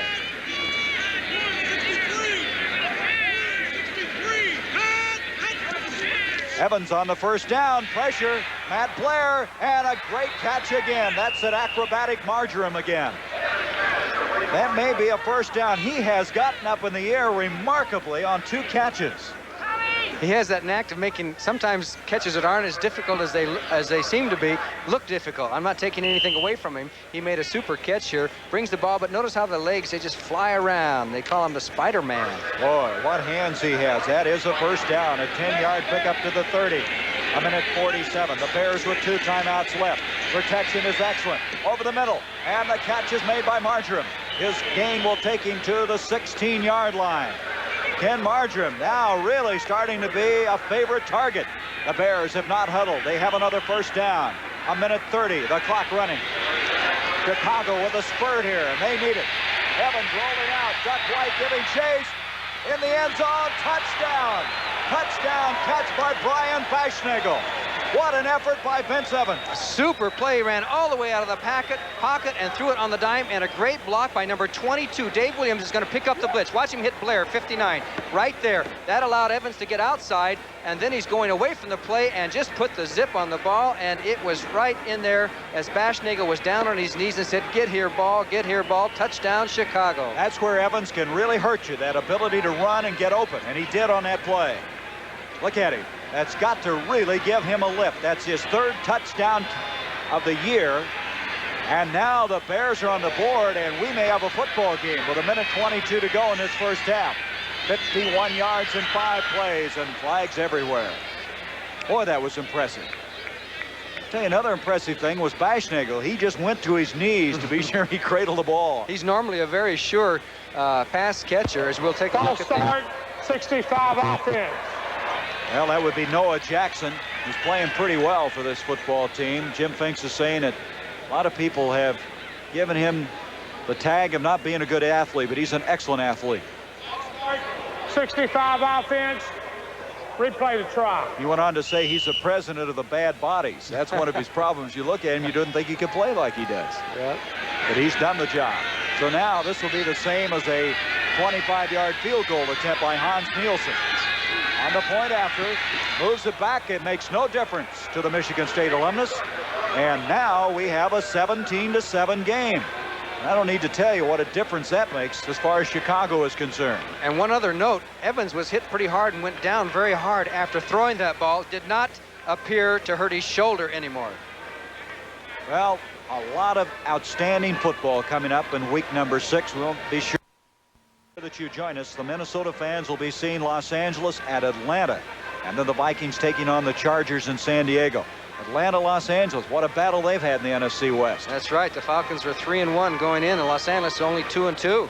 Now in Chicago, you'll see the Washington Redskins playing the Bears. That ought to be a dandy in Soldier Field. And then the fans along the Chicago network will also see Dallas play those 49ers who are rolling today. So be sure to join Brent Musburger and the NFL Today crew for previews and highlights of all the football action as we take you to week number 6. I'm going to be in San Diego, and you're going to be back in Chicago next week. Back in Chi-Town, the Windy City. Right now, the Bears are perked up. What an impressive drive that was. 17-7 our score with 1:22 left in this first half. Chicago needed something to give them a lift, and they've got it now. Let's see if they can capitalize on it. Hans Nielsen kicking off, a man who's been cut 3 times this year by Chicago. Here comes Eddie Payton, and Payton jarred but stays on his feet to the 24-yard line. So the Bears come in defensively after that 18-yard return. But if you had gone into the dressing room 17-0 instead of 17-7, you'd have a very glum dressing room. But the momentum right now with Chicago. Yes, and the scoring may not be over for this first half. Now they have 1:16 to go. Kramer has shown a great propensity to be able to move down the field with no problems on 2-minute drills. Propensity, is that a Santa Barbara term? That's straight out. That's Chi-Town. George Hallis taught you that one, I can tell. First down now at the 24-yard line. Tony Galbraith's in the backfield, and this is Galbraith. Flag on the play as he's at the 29-yard line. Penalty flag coming from the secondary. Looks like we have holding against Minnesota. Tony Galbraith still playing in place of Ted Brown, who has the injured thumb. Holding will back him up, and that might short-circuit this Tommy Kramer Express with 1:11 left in the first half of play. Yes. Hasn't been much stopping him today. That's right. Their field position won't be too good now, and they may opt to try and run out the clock. The Bears still have, what, 3 timeouts? They have 2 left. Two the Bears left. have 2 left. Big discussion going on as they're going to back them up 10 yards.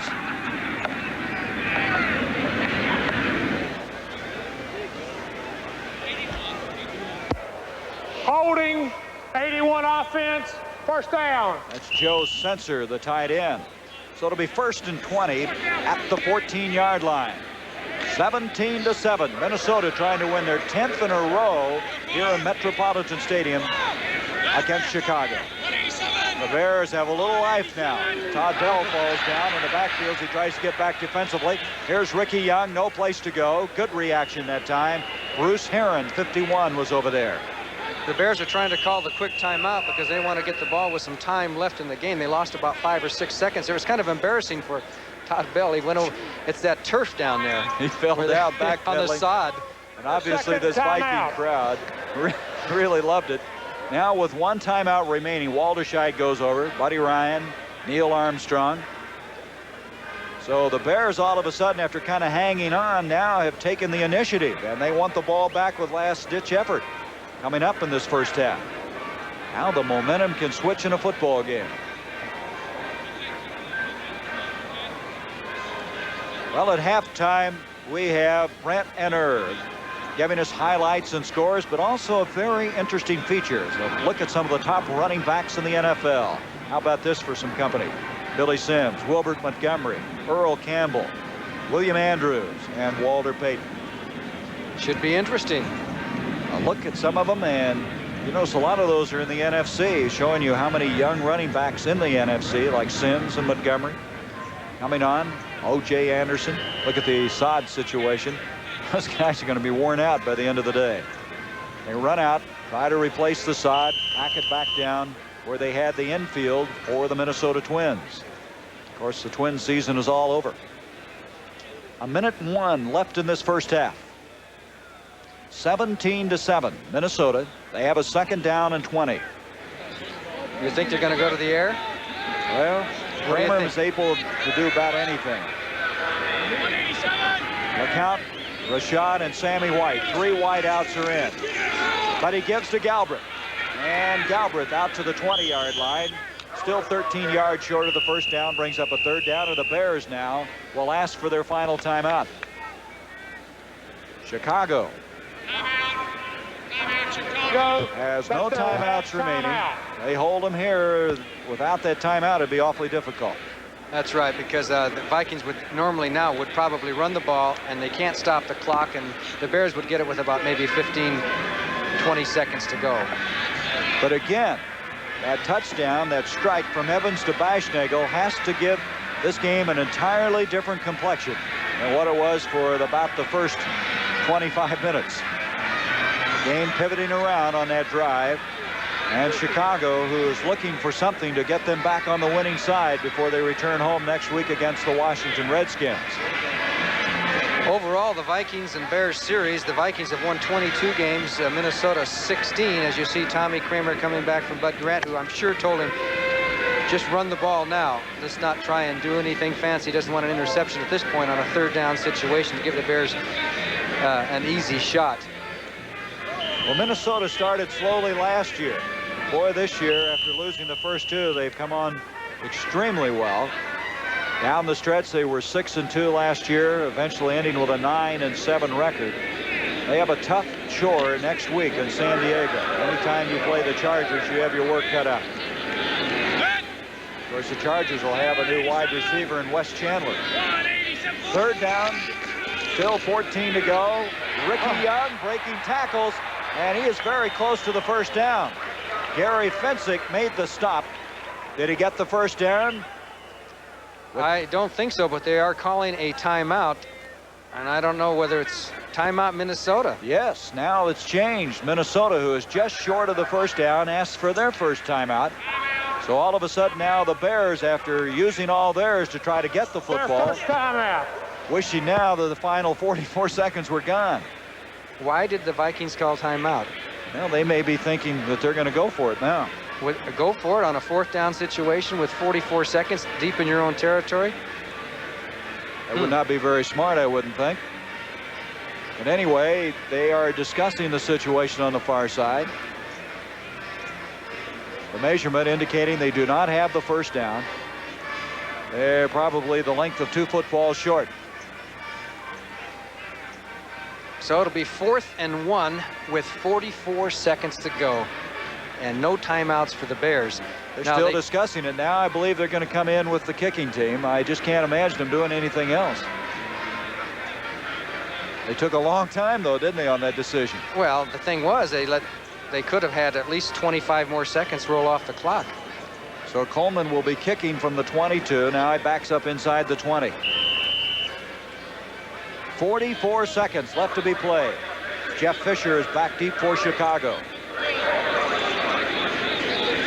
They may have just wanted to stabilize, be sure everybody was on the field, that they had 11 men out there. They went through it with poise and not get a bad snap or a block kick. I'm not going to try to figure it out. And Coleman. Fisher is going to get out of bounds. He'll stop the clock at the 30-yard line with 36 seconds. This last minute 52 has taken a long time to play. 41-yard kick that time by Greg Coleman. At halftime, with all that action, a lot of it well underway further in the east. And what surprises we seem to have developing, especially San Francisco. That Dallas-Los Angeles game will have highlights with Brendan Earth. And I see that Green Bay's leading the New York Giants 13-0 now in the 3rd quarter. Well, last week they led 10-0 in the 1st quarter against these Vikings. From the 31-yard line, the Bears, no timeouts left. 36 seconds left in the first half. Here it goes. Evans going deep. And Marcus Anderson almost made the catch he thought he was interfered with. Anderson showing good speed. John Turner defending on the play. He has tremendous speed. I saw him in practice. I tell you, he runs like a gazelle. Actually, there was no interference on the time because Anderson went backwards and banged in.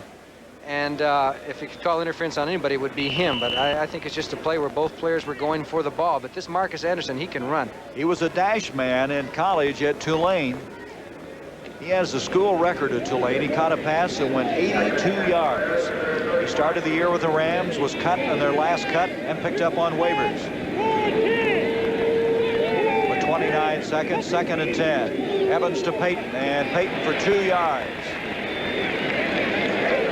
Walter Payton now over 20 yards for the game, and he's had to work for it. Mulaney making the tackle. That shows you what's wrong with the offense. And on that kind of a thing, the Vikings are obviously playing pass, and Payton can only get a yard. Evans over the middle. This is Marjoram again. First down catch to the 44. They have no timeouts. 3, 2 seconds, and they're not going to get another play underway. So the first half has come to a close. The Minnesota Vikings is first. There's a closer look at the statistics that Johnny and I are referring to, that time of possession. The passing, they actually picked up a lot of the yardage in that last drive. Yes, 146 to 112. Total yards, 222 to 147. Offensive plays, and then the 19 minutes to 11 minutes as far as time of possession. Neither team was very strong on third down situations. I think the Bears were 3 for 7. The Vikings 2 for 8, and that's usually an indication as to what's going on, too. Dan Meyer will start the second half of play, kicking off. Dave Williams is back deep for the Bears at the 8-yard line. He had a 37-yard return the last time, and he has some running room. 35, 40, and Williams reverses at the 50. A flag has been thrown as he's into the Minnesota end of the field. They say he stepped out of bounds at the 50-yard line, but there is a yellow flag at the 48-yard line. Dave Williams, 2 excellent returns in this game. Dave shows that he has some speed. It looks like it's going to be a return right. The ball was way over. Very seldom do you come over all the way over to the left. You usually go straight up the field. There are his 4 horsemen out in front, and he decides to take off and go the other way. He has the kind of speed that he can do that with. He can run about a 9.500, then turns up the field. Let's see if we can pick up the penalty. There's John Swain after on the tackle. They may have called him for being pushed there. I think that might have been McClendon. Was that 37? I wasn't quite sure, but there may have been a pushing foul. Well, we'll find out as soon as they get the ball placed in the proper area. The line of scrimmage was going to be the 48-yard line after that 40-yard return, but now as they move back, it'll be a 10-yard penalty to the 38-yard line.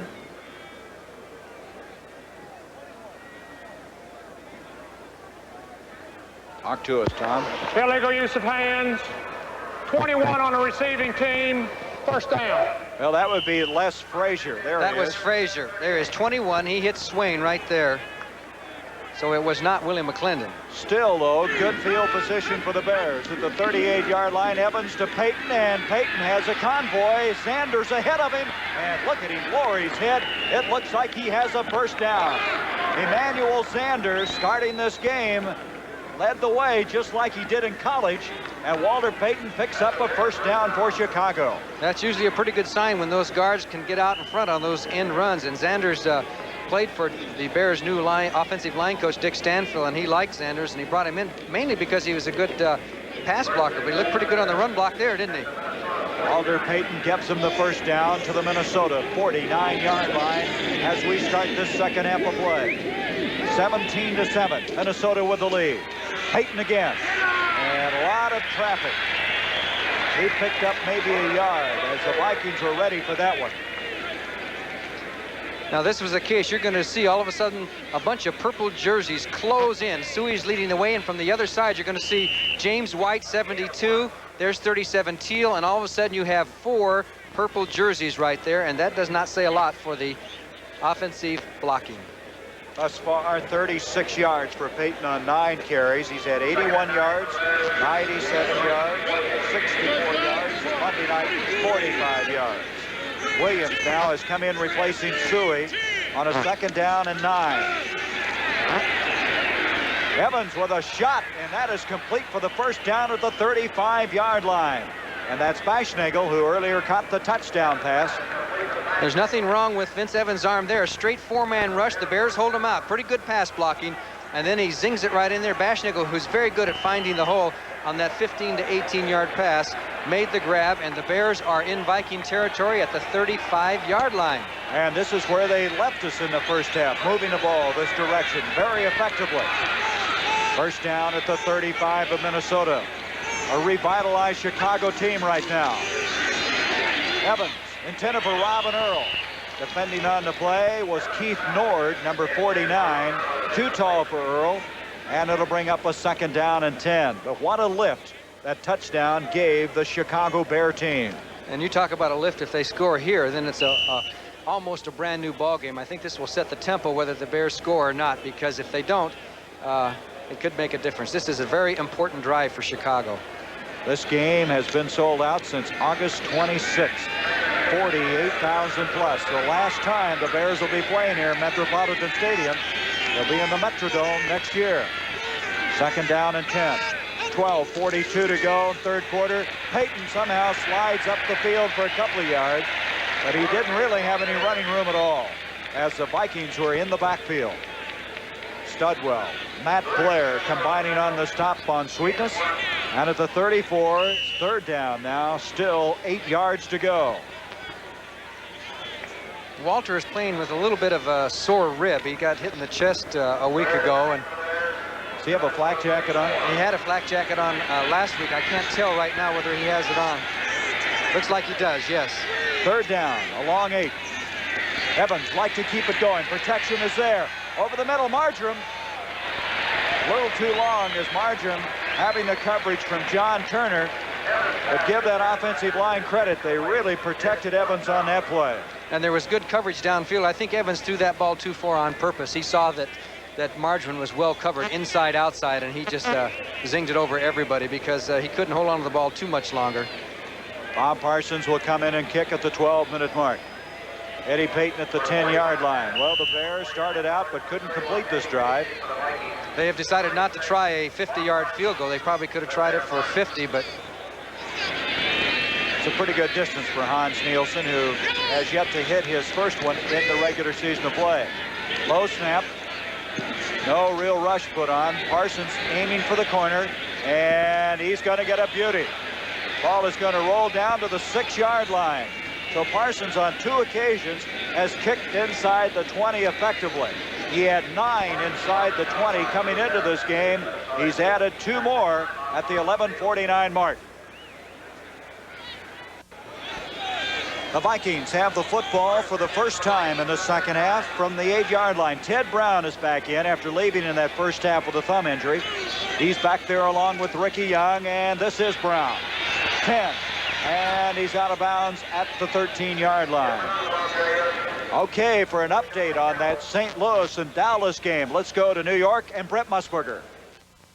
Gary Bender, what has Roy Green been doing, wasting his time on defense? Will you look at this 31-yard reception from Jim Hart for a Cardinal touchdown? Maybe the catch of the year. One hands it in, and the Cardinals are upsetting the Cowboys 17-10. Let's go back to Gary. All right, Brett, Roy Green playing both ways, both defensive safety as well as a wide receiver. That's a throwback, isn't it? Who was the last player to do that?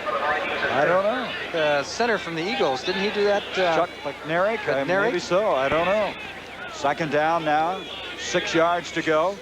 Kramer setting up inside the 5-yard line. A lot of time, but nobody open.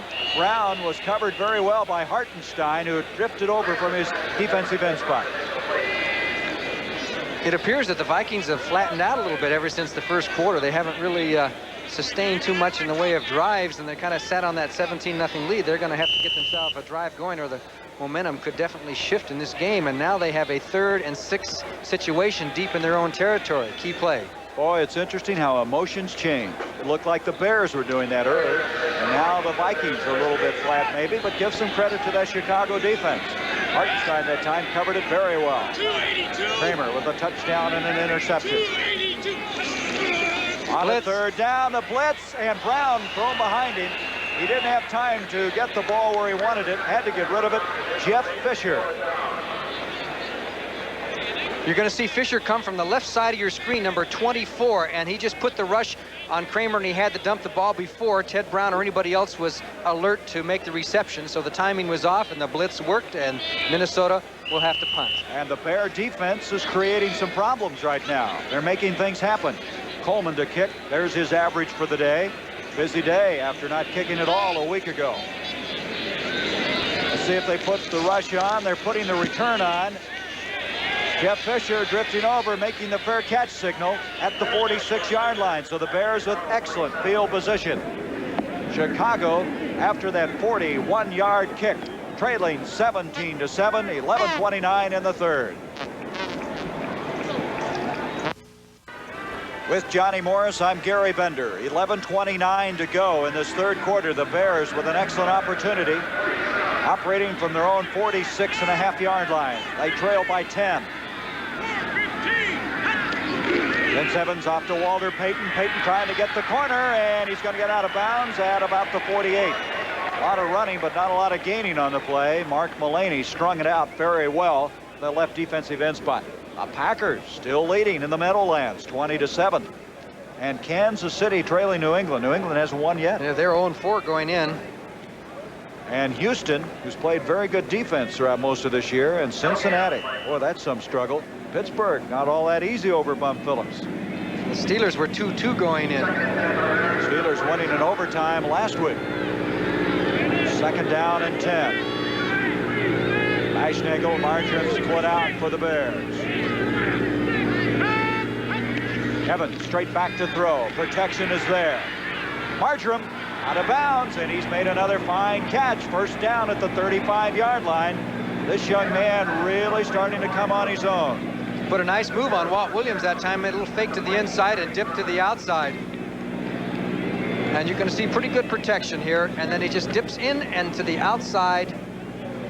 And he was wide open, then out of bounds. Ken Marjoram coming through with some key catches for the Bears. His best day in the National Football League. He's 5 of 73, an 18-yard gain on the play, setting it up at the 35-yard line. Eichenagel of Marjoram comes split to the bottom of the screen. Vince Evans and the Bears, a revitalized Bear team since they scored in the waning minutes of the first half. Evans, protection there again. Over the middle, Marjoram, another acrobatic grab and another first down. And this young man from Stanford all of a sudden is playing like a veteran. And you know, he's not all that big. What did you say? I think it's around 170 pounds. Yeah, that's with all his football pads on too. And he has been very durable. Was never hurt at Stanford. As the Bear pass blocking holds up, he goes up, makes the grab. Kim Marjoram keeping the Bears in this game. And here's an isolation on the move. He's the slot man inside. He's just looking downfield, looking for the open slot, and then turns in the field and was all by himself. First down, back to the live action. Walter Payton breaking a pair of tackles inside the 20 to the 17. James White, the nose tackle, made the stop. And what a different type game we're having now after being dominated in the early going by Minnesota. You could sense it. The crowd now starting to get a little uneasy here in the Met. Second down, 5, 10, 19 to go. Neil Armstrong. There's Ricky Watts with the warm-up jacket on. He's out with a hamstring. He was visiting with Marcus Anderson during the last timeout, trying to help the young rookie from Tulane. Evans now 14 of 25.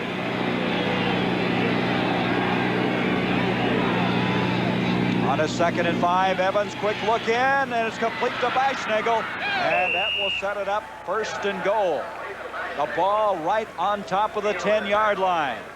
1st and goal for the Chicago Bears. I think we have to give Vince Evans a little credit too. He's starting to zing that ball in there, pick out the right receivers. Eichenagel very sure-handed, out of bounds, first down. The Bears are down to the 10-yard line. And both drives in the second half, they've shown some continuity. The last time they finally had to give up the football, but this time they're going to at least, unless they turn it over, get a crack at a field goal. From the 10, 1st and goal. Evans up to Payton. Payton at the 10. Payton fights his way to the 7 and out of bounds. Again, a lot of purple shirts. Noah Jackson, the big man from Tampa, was trying to throw that block on that swing to the near side. The Vikings did string this one out pretty well. McNeil, everybody down the sidelines to push him out of bounds. There's Nord. Keith Nord playing a lot in this game, isn't he? Yep. And so at the 7, it's 2nd and goal there. The Bears trailing 17-7. Eichenagel to the bottom. Margin split to the top of the screen.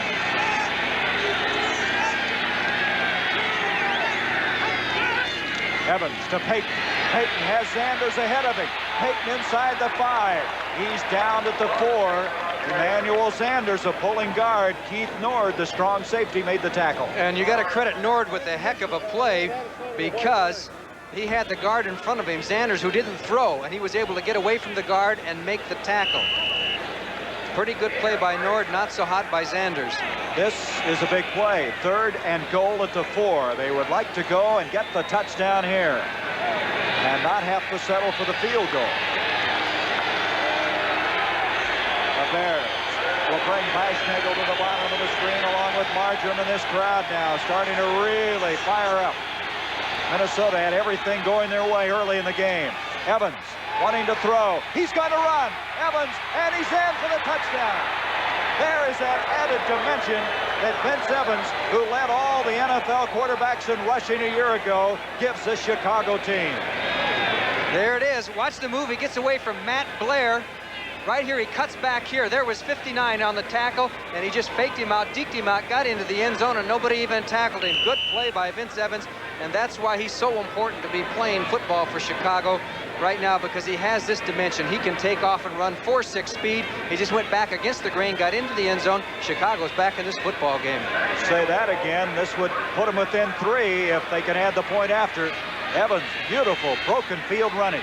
Nielsen, point after attempt. Weischnagel holds, and the Vikings might have been close to blocking that one as Nielsen gets it.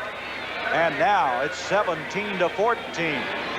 Football team that really gives this game a new complexion now. It's 17-14. Minnesota, after leading 17-0. I've had the Bears score 2 unanswered touchdowns. This kickoff will go out of bounds. Hans Nielsen will have to kick off from the 30-yard line. We're seeing 2 different games here today, Johnny. This has been a trend for the Chicago Bears this year. They get themselves in a hole, and then they come back, and then something goes wrong at the end, and it's so hard to climb out of the hole. Well, they're trying to climb out. Maybe today it might be a different story. Big drive here coming up for Minnesota, because another touchdown would put Chicago in big trouble here. A touchdown, I should say. Remember, though, it looked very, very dark. They were trailing 10-0. Fensick made the interception in the end zone on a pass to Sensor, even though they did come back and score again to make it 17-0. So there's been a couple of times where it looked like the Bears are going to be put away for keeps, only to rally to score just before the end of the first half, and now scoring again in this 3rd quarter. And Hans Nielsen from Denmark. This guy's had a story, hasn't he? He got cut in the preseason. He was starting to leave town. They wrecked his car, one of his former teammates. Yeah. He was staying around. Bob Thomas gets hurt. He gets re-signed. Then they cut him again in the regular season, and Bob Thomas gets hurt again, and he comes back. I hope he doesn't have an inferiority complex after all that. It's a line drive knuckleball effect. Marty McDowell will pick it up. Marty McDowell, Mississippi State, brings it out to the 45, and we have a penalty flag. Penalty flag thrown at the 40-yard line. So from the 45, unless this penalty changes things, that's where the Vikings will have it. Minnesota is going to have to regroup. It's going to be holding against Minnesota. The Vikings will not have it at the 40-yard line. The stats on that last drive, look at them. 53 yards. Didn't take a lot of time. Yeah, 2 minutes, 42 seconds. Evans on a 4-yard run, and I'm looking at the scoreboard, and Green Bay leads the Giants now in the 4th period, 20-7. Holding 67 of the receiving team. It's first down. Shows you how closely bunched this Central Division is going to be. If the Packers come out of that, they would be 2-3. The penalty moving it back to the 30-yard line. The Vikings have had 5 penalties for 33 yards. The Bears 5 for 44. Ted Brown is back in the ball game, trying to get the corner, and he does. Up to the 37-yard line. Lee Coons, the middle linebacker, chases him out of bounds. And there's going to be a pickup of about 7 yards on the play. 2nd and 3 coming up.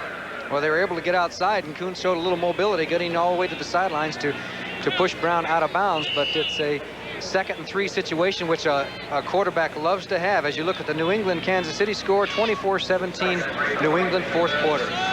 New England losing some of that lead. San Francisco is in a cakewalk, and of course San Francisco will meet Dallas. Brown now with 51 yards on the day. Kramer off to Brown again. Brown across the 40. That'll be a first down to the 42-yard line. So the Vikings now get a little operating room as they try to come back from this onslaught that Chicago has thrown at them. 8:22 left in the third quarter. A lot of football to be played. Now Kramer takes the signals in from the sidelines. He's looking now to see what the call is. He has a lot of authority to call audibles or do what he wants to do out in the field when he sees the situation changes. Look how that's evened up. Yes, 14 all on first downs. From the 42. Brown has a block. Now tries to get Brown, and Mark Hartenstein, should say Mike Hartenstein, over to make the stop. He's really played well, and it looked like he'd played well on Monday night. They went back to the weak side. Hartenstein made a heck of a play here as he got outside. He didn't have too much help over there as far as the original lineup of the Bear defense, and he goes right through two blockers right there and makes the tackle. Mike Hartenstein, tremendous play by number 73. They talk about him being the most underrated player on this team. Very dependable. He leads the team in consecutive starts, as today was his 61st straight start. He just doesn't make very many mistakes. Leads the defensive team. I think Peyton has 83rd. 83 straight starts. And so now from the 37-yard line, second down, a loss on that play of 4 yards. Kramer to throw.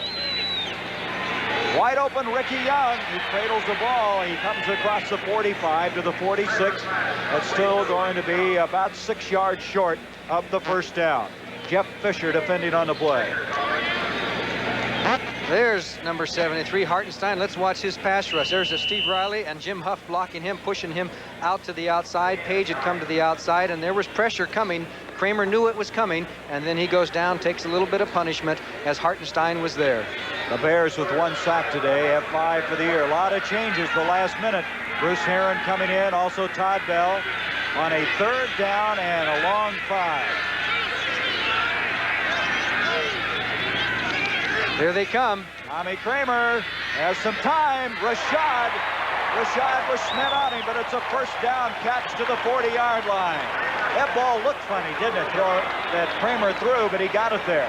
He got it there, and he beat double coverage because Fensick and Schmidt were both there. The Bears put the blitz on. Minnesota picked it up, and Kramer threaded the needle right in here. You'll see 45 Fensick on the front side, and there was Schmidt on the tackle. First down and a key play because that was a 3rd and 5 situation. The Bears, as you notice, changed their defensive alignment at the last second, so the Vikings couldn't count on who was going to be in the game. Kramer now has LeCount, Sammy White, and Rashad all in there. 3 wideouts, 1 back, and Ted Brown. The line of scrimmage, the 40. Page almost fired offside. That's Sammy White. Hartenstein has a shot at him. And White will go down at the 37-yard line. Boy, Page almost looked offside. He gets that fast jump. It's like those sprinters before they used to have the electronic starter. You try and get that rolling start. Well, that's what Page does all the time, and that was one of the things that made him so great for so many years. And this is now his final year. Johnny, that catch that Rashad made ties him with Chuck Foreman, the all-time career reception mark here in Minnesota. One more, and he will have the new Viking record. Second down, 7 yards to go. They have a blitz coming. Here they come. Blank is after Kramer. He's in trouble. And they're ruling it an incomplete pass. Yes. For a moment, we thought they may have a fumble ensuing, but the official indicating that his arm was in the motion. As an end result, incomplete. Doug Plank came from the outside, number 46, and he's the one that really put the pressure on. You'll see him come in from the right side of your screen, and you're going to see Wes Hamilton almost make the reception because he thought it might have been a fumble. There's Plank. Now watch 61 right there. Well, you can't quite see it. Boy, Kramer got popped again, didn't he? I tell you, the Bear defense is creating some problems right now. After being kind of stoic early, they have really started to engineer some problems. They certainly have. Now this is Kramer's forte, 3rd down 7. Well, he got out of a 3rd and 5 just a moment ago. Let's see if he can do it again at the 5:02 mark of this third quarter. Kramer stepping up. And it is caught somehow by Ted Brown for the first down. I don't know that Brown was the intended receiver on that play. I don't think he was. Bruce Herron was all over Kramer, who came forward in the pocket as the Bears put a little twist on, and Kramer made the necessary move to come inside the rush of the outside man. You're going to see it now. as the Bears put a little twist on, and here he comes right to the outside. That was Osborne, and then Kramer's trying to throw over Brown, and there is, he was trying for Sammy White, I think, and Brown makes the grab and gets just enough for the first down. You talk about a clutch play, that was it. Now the Bears come in quickly with a defensive change. Al Harris coming in, first down. Kramer off to Ted Brown. Brown hit by Osborne as he's inside the 25. But that shows that Kramer has the ability to roll around. You know, he does a lot of things that Fran Tarkenton did so well. The little half rolls, the run outs, able to, at that time, elude that rush, keep the drive going. As that ball will be marked at the 24. There he is out of Rice. #1 draft pick of this team in '77. He doesn't have the strongest arm in football, but he has a quick release. Once he decides and the ball goes there, he has a quick release, somewhat similar to Evans, who probably has a stronger arm, but not any quicker on the release. It's now second down, a long 7 from the 24-yard line of Chicago. The shot at the top, White at the bottom, split out. Young and Brown, the running back. And Kramer gets it off to Ricky Young, who can't hang on with a flag. Penalty flag. Jeff Fisher may have been called for pass interference.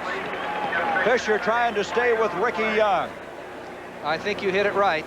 Fisher was going to be ruled for contacting him just before the ball got there.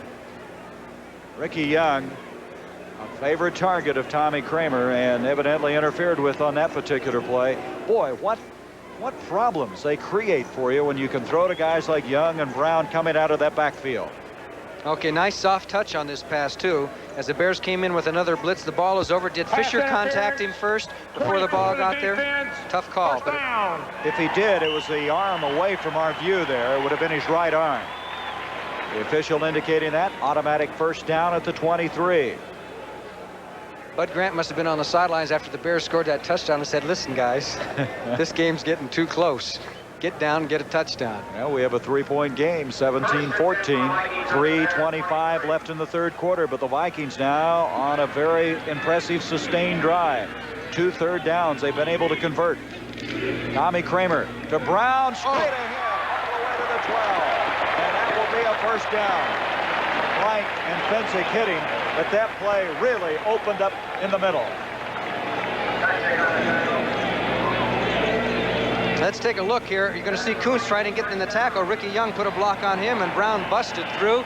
They're down to the 12-yard line. Brown now was 66 yards on 15 carries. First down at the 12. They can get a first and goal, of course, at the 2. Inside 3 minutes now left in this third quarter. Kramer looking to the far side. A little indecision on his part, it looks like. He wants to make sure he read those. It's just like the old coaches do at the third baseline. They signal him in. He's going to have to hurry. 3, 2, 1, and he just got it off. Here's Brown, and Brown gets a yard. They just got that ball snapped before the 30-second clock expired. Kramer that time, I don't think, could pick up what those hand signals were. He looked twice, went back to the huddle once, almost got the 5-yard delay of game. Now a lot of changes, both sides sending in people. The count will come in. Ricky Young checks out. Coming in for the Bears, Al Harris once again.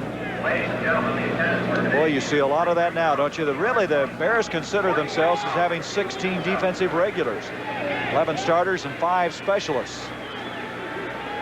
Second down. Everybody's on the line of scrimmage for the Bear defense. And over the middle, Spencer, touchdown.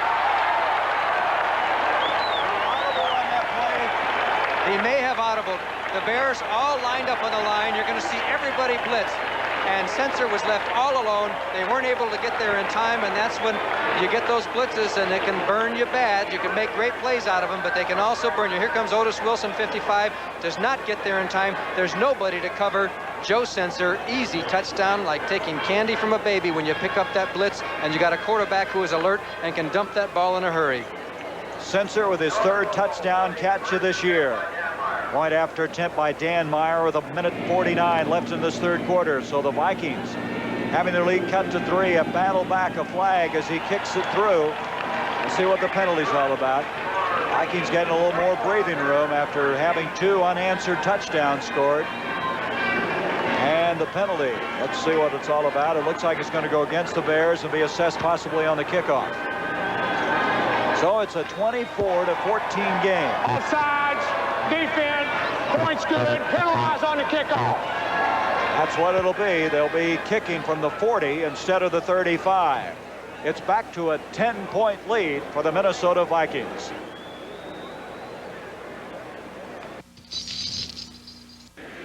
Danmeyer, who played collegiately at Sioux Falls nearby. 9 of 10 for the year in the field goal department, and he'll be kicking off. The Vikings with a 24-14 lead. A minute 49 left in the third quarter. Dave Williams has done an excellent job returning kickoffs. Won't get this one out. He'll down it in the end zone. At the 20-yard line, the Bears will set it up. So Chicago's had to play catch-up ball all afternoon long, now having to battle even uphill further after cutting it to 3. There's that drive. That was impressive. Impressive because Kramer really showed you some extra moves, extra looks on that drive. He had to make a lot of adjustments. The Bears tried a lot of different things on defense, and there are some people who don't think they should, with a lot of the new people in there trying all these defenses and blitzes and where you have more chance to make mistakes. But that's Buddy Ryan's philosophy, and that's the way he's going to do it. Well, Kramer has gone over 200 yards for the day, 204 last year. He was shut down under 200 yards in both games. Evans off to Walter Payton. Sanders ahead of him. Payton. Nothing much developing on that play. Just couldn't get the corner. Will go out of bounds. May have picked up 2 yards at the most. Vikings stretching it out very well that time at 3-4. That's where it helps you on the wide stuff, trying to get wide.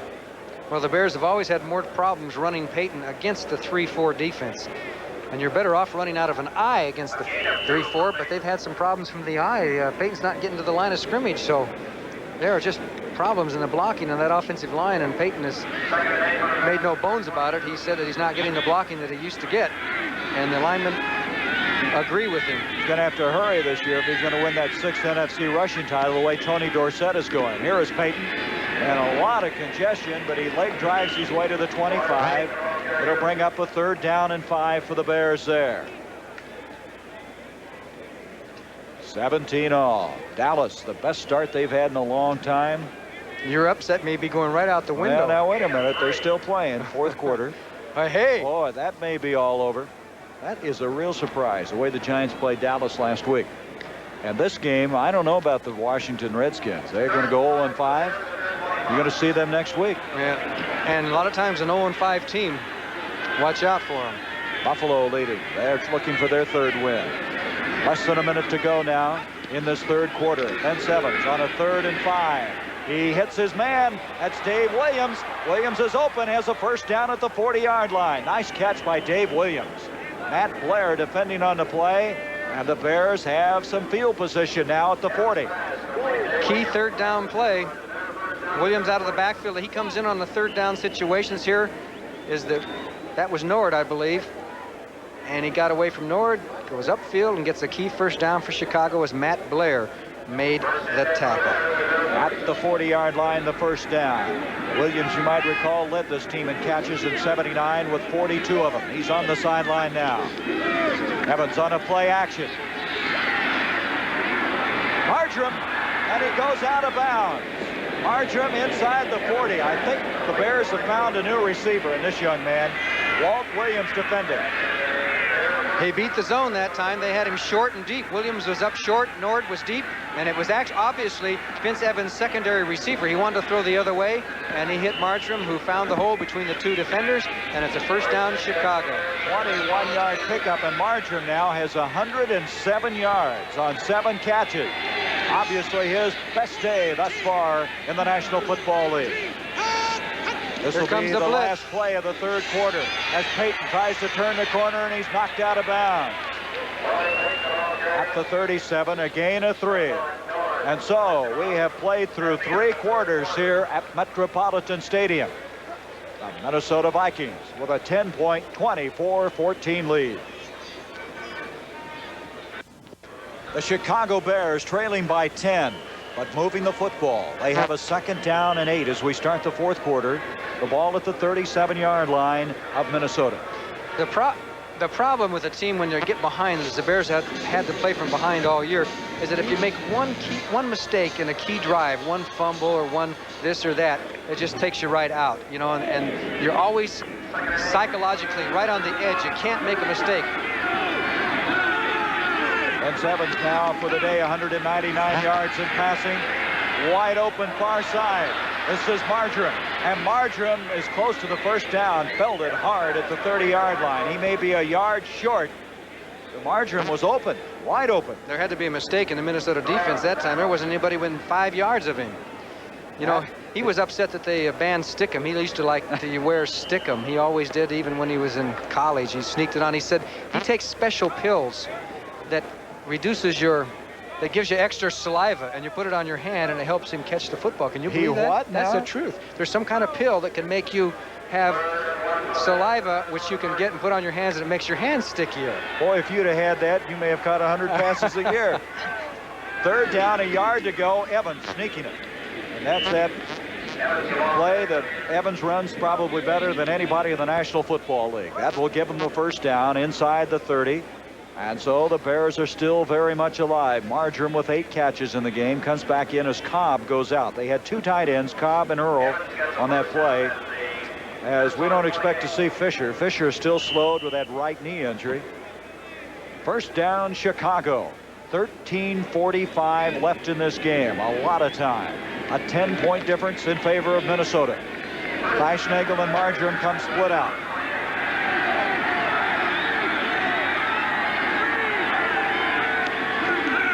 Vince Evans, pressure put on, and he has Fleischnagel there. Tommy Hannon defending on the play. That was close to producing 6 points. Yes, it would have possibly had it not been for number 79. Doug Martin was putting pressure on Evans and forced him to throw it before he wanted to. And that's the advantage of a good pass rush. They haven't really been getting to Evans that much, especially since the first quarter. Now the Vikings will bring in a 5th defensive back. John Turner is checked in as second down and 10. Now staring Vince Evans in the face. Turner is 27. He'll come to the bottom of the screen to pick up Fleischnagel. Second and 10. Dave Williams has come into the backfield. Uh-oh. Evans, a lot of pressure. Marjoram, out of bounds he goes at the 11-yard line. First down, and this young man has just gotten better and better. Boy, what an added dimension he's going to give him now. Well, he's running a lot out of that slot, and he's going, Fleischnagel goes down the field, and he goes down and in or out, and he's wide open as Fleischnagel. You saw him down the field a ways, clearing the zone so that when Marjoram goes to the outside, he's just got that one-on-one coverage. So as long as they get that kind of situation, the Bears ought to keep at it.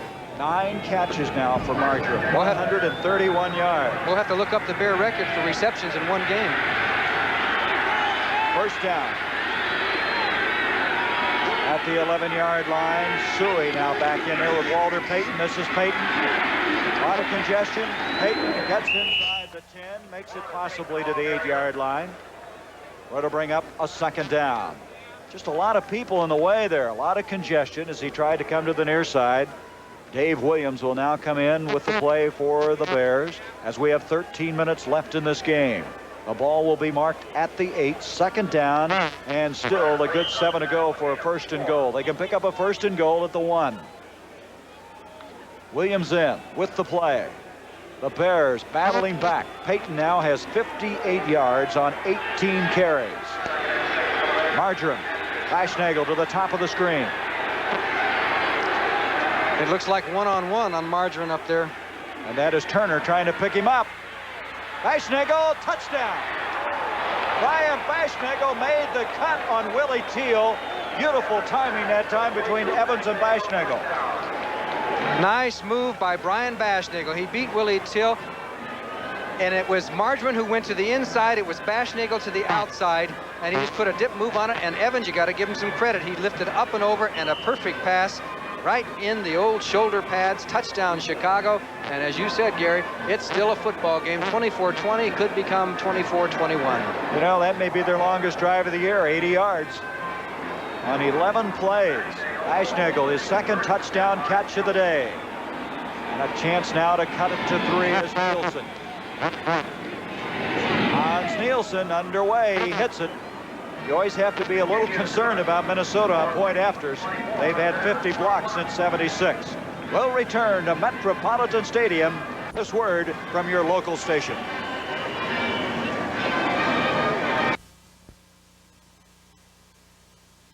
(24-21). Nielsen to kick off. An 80-yard drive for the Bears. Preceding that was a 70-yard drive by the Vikings. This is Eddie Payton from the 1-yard line. And Payton brings it out to the 30. Eddie Payton to the 30. Minnesota will set it up there. So they need another 70-yard drive as far as Bud Grant is concerned. And I love that old quote by Eddie Payton. They asked him how did it feel to be a brother of a superstar. And he says, I don't know, you got to talk to my brother. That was a great line. 2 years older and just a little bit smaller. He's 5'6". Thus far in this game, both teams have 20 first downs apiece. We were checking. Marjoram has 9 catches for 131, but the Bear record is what, 14? 14 by Jim Keene.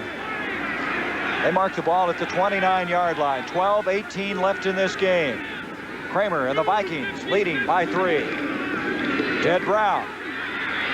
And Brown is going to get 2, maybe 3. Good tackle that time by Gary Fensick. Fensick has really played a good game today. A big interception. He has filled well, supported well, and that's the reason he was an All-Pro, an All-NFC performer last year. Back to the point you mentioned, Jim Keene caught 14 passes on October 23rd, 1949 for the Chicago Bears. And Ditka, what, had 13? He had 13 in one game there. At the 33, 2nd down and 6 for Minnesota. White at the top. Rashad also split out. Kramer.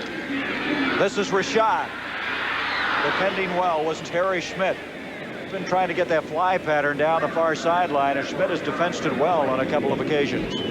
Terry Schmidt is a very underrated defensive back cornerback. He does a good job day in and day out. Gets beat once in a while, but who doesn't when you're playing on the corners? You look at San Francisco's 30-10 lead over Washington in the 4th quarter, and here we are into another 3rd and 7 situation. Tommy Kramer on the spot to try and keep this drive alive, or the Bears will get the ball back again. Looks like New England's going to win their first one. 33-17, the Redskins scoring.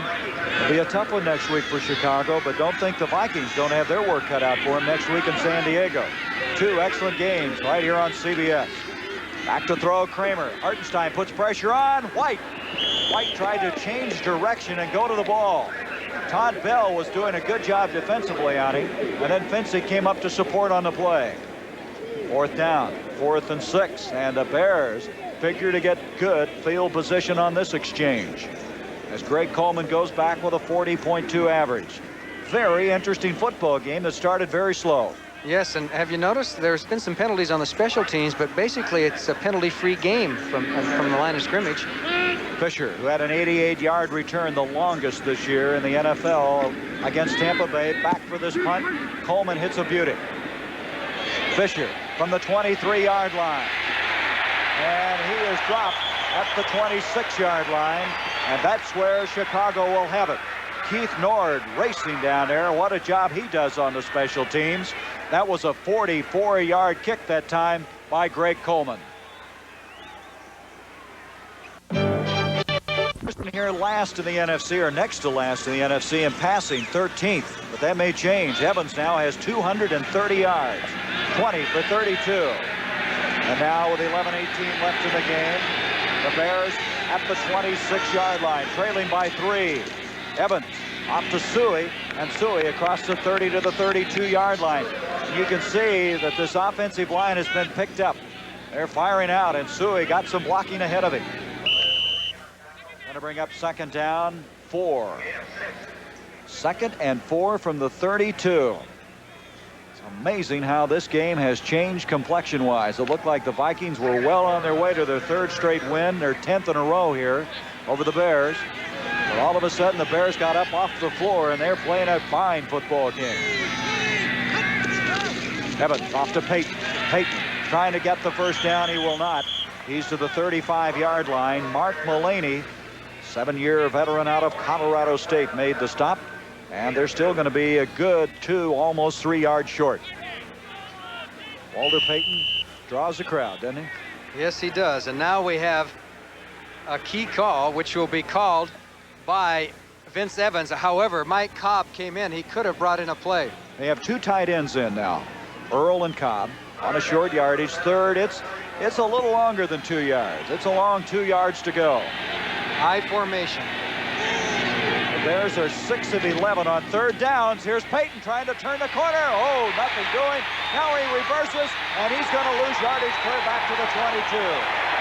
Willie Teal came flying up from that cornerback spot and messed up that play.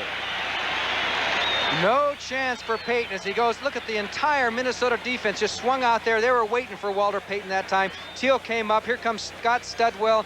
Everybody was close. There's McNeil. He said, let me get in on the tackle too. Everybody gets a share of that tackle, and that was a big one. The Bears are forced to punt. And a man is shaken up for the Minnesota Vikings. We have a timeout with 9:42 left in this game. The Bears trail by 3. The injured player was linebacker Scott Studwell. He went off the field on his own power, as Parsons now will kick on 4th down from the 7-yard line. And he hits a fine kick. Eddie Payton at the 30-yard line, and he calls for the fair catch. Payton upset. He had some return room on that one.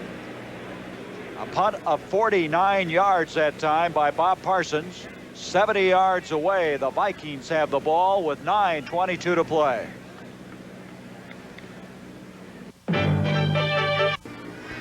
From the 30-yard line, the Minnesota Vikings with a precarious 3-point lead. 9 minutes and 22 seconds left to be played. Tommy Kramer up to Ted Brown. He changes direction, but Jim Osborne was there with him, and a flag has been thrown. Osborne, excellent reaction on that. But let's see what the penalty's all about. He made a nice move off of Wes Hamilton. He just beat Wes Hamilton, and we're going to have a penalty against the Vikings, which is going to put them into a passing situation, obviously. It's going to be holding. You mentioned Wes Hamilton. He's playing with a special shoulder pad. The Vikings already lost one of their fine young linemen, Brent Boyd, who underwent surgery for a knee in Los Angeles Tuesday. Very successful surgery. Boyd is out, so they've had to shuffle things around. Huff has become a starter. David Huffman will be playing more. They do have some flexibility in that offensive line because they have several men that can play 2 or 3 positions. They're very deep at the line. If the Vikings had to have some key injuries, it would be at that position where they have some good reserves. Holding, 61 offense, 1st down. That would be Hamilton. You spotted that one, a 10-yard penalty. Back to the 20-yard line. It'll be 1st and 20. Ricky Young will exit as Terry LeCount has checked in. 3 wide receivers, White, Rashad, and LeCount. 9:17 to go. 2:56. Ted Brown on the quick pitch. And Brown is dumped at the 22-yard line by Gary Fencing. Again, I can't say enough for the play of Gary Fencing. If Steve Riley could have moved a little faster, Brown would have got a lot more yardage. Watch number 78. He'll actually get in the way of Ted Brown here, and Brown can't turn up the field. So Steve Riley's got to get out there when he pulls. I know he's a tackle, but you got to run, right, Gary? Boy, Fencing really put a shot into him, though. What a tackle by Fencing. Riley's got the bad ankles. He's healthier than he's been in a long time and has played probably as well as he's played. A couple of weeks ago against Detroit, he shut down Bubba Baker. 2nd down, 14 to go. Sammy White in motion. Here they come. Kramer is going to be really hit. That'll be incomplete. Kramer really belted Otis Wilson. Otis Wilson got in scot-free and hit Kramer, and Kramer did a nifty thing. That time he was actually hit on his way down, and he threw his arm forward on the way down so that it wouldn't be ruled a fumble. Watch the contact before he gets a hold of the ball. Here comes Wilson from the right. He'll hit him right in the back, and then he throws the ball and gets his arm. It's a pretty good heads-up play by Tommy Kramer. I tell you, Kramer's a very bright young man. You can't go to Rice Institute unless you're pretty smart, right? That's right. You got to have a strong back, too. I'll tell you what, he took a shot. The Vikings now are 4 for 12 on 3rd downs, and this is a 3rd and 14. Tommy Kramer and the Vikings looked like they had this thing pretty well salted away. Here he is rolling out. And the catch, a remarkable catch. It looked like Reuben Henderson might have it, and Sammy White got it. Now, did he get the 1st down? It looks like he's short. He is short by a yard. So to bring up a 4th down. And here's a time that Kramer probably could have run for the first down here, but he's got that bad knee and he tried to throw it, but there's nobody in front of him here. He throws back against the grain, and it looked like Henderson was going to come up with the interception, and boy, did Plank put a shot in there, didn't he? That's kind of Doug Plank style, isn't it? He's done that a few times. Well, he'll hit you, and he's not playing as much as he was. He does come in on the special pass defenses, and he's a good man for a defense to have around downfield, because those receivers are always wary of Doug Plank. We approach 8 minutes left in this game. The Bears are going to have another opportunity, down by 3, as Coleman will kick from the 25. You see Singletary, the rookie from Baylor, nose up. Jeff Fisher, and it's going to go out of bounds, and the Bears are going to have pretty good field position. Let's see where they're going to mark it. He's walking out to the 26-yard line. So Chicago at the 26 will have it. 8 minutes exactly left to be played. That was not the kick that Coleman wanted. It traveled a distance of 35 yards. The Chicago Bears have the football. They have the football at their own 26-yard line. 8 minutes left to be played in this game in Metropolitan Stadium. 24-21, the Vikings are the lead. But Vince Evans and company have been playing uphill football and playing it well. Broken up by Duck White, and is picked off. Run out by Emmanuel Sanders. Can you believe that? And that will count as he'll bring it out to the 33 because it was touched by a defender. Okay, let's take a look at Emmanuel. He's number 79 there. The pass is batted up in the air, which means anybody can catch the ball once it's batted up in the air. Sanders is 79. He's at the right of your screen. Come on, Emmanuel, get that ball. He got it, and he's off to the races. 7 yards for Emmanuel Sanders, and that will be in the books. It'll always be in the books. He caught a pass. He picked up 5 yards, almost 6. Sanders, very, very opportunistic on that play. Up the middle, Suey, and Suey will bring it to the 35. That'll be a yard short of the first down. Time 7:11. Still a lot of time, especially on this drive for Chicago. And we have almost the exact same situation now. A third and about 2 yards to go, the same place on the field. The last time they went to the I formation and pitched to Peyton to go around the end, and the Vikings were waiting for it. Let's see how the Bears adjust, what their thinking is this time. Well, twice Evans has been able to sneak for first downs. This is a long yard. It's a little more than a yard to go. 3rd down. Everybody in tight. Evans to Suey, and he's not going to make it. Again, they went wide. They did not hit straight up. Jeff Seaman, the veteran out of Stanford, made the tackle. Well, the Vikings continue to come up with a key play. Watch number 50, Jeff Seaman. He gets through. Nobody blocks him. He comes in from the backside and hits Suey head on. And when he hit him, he stopped. Suey trying to get the extra yard, but a heck of a play by Jeff Seaman, and the Vikings are going to get the ball back again. I tell you, Seaman's just very fortunate to be alive. Remember, he was in that plane crash this summer that killed one person. He walked away from it, and the 10-year veteran made a big play. He's been in 4 Pro Bowls. Parsons to kick on 4th down. Peyton back at the 16-yard line. Eddie Peyton coming up. No fair catch.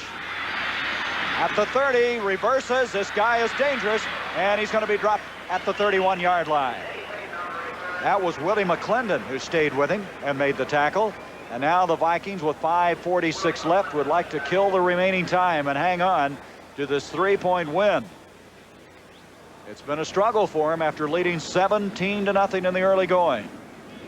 There's no question they took that lead and they went flat for the middle 2 quarters, and the Bears took advantage of it. And you got to give the Bears a lot of credit. Down 17-zip, they lost to the Rams last week. Were embarrassed on national television, could be going 1-4.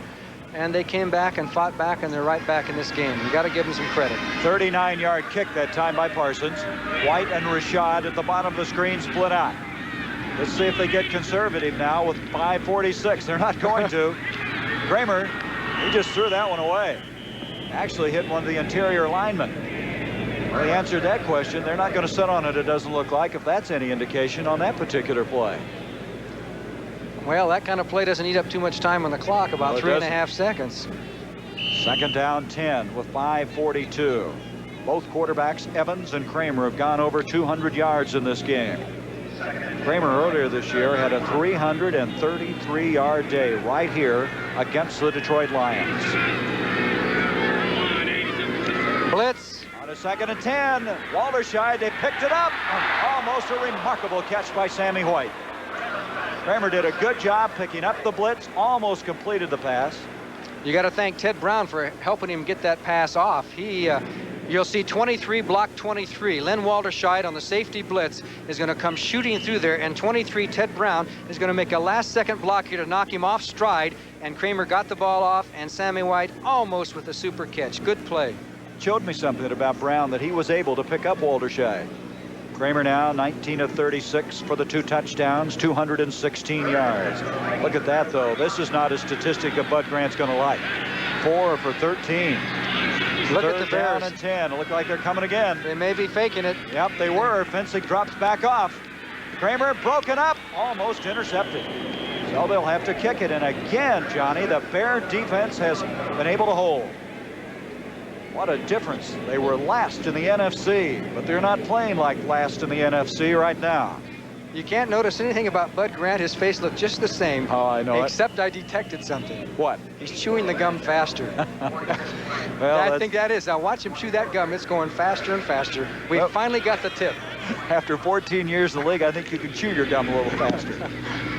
This ball not all that high. Jeff Fisher has a chance at a return at the 30.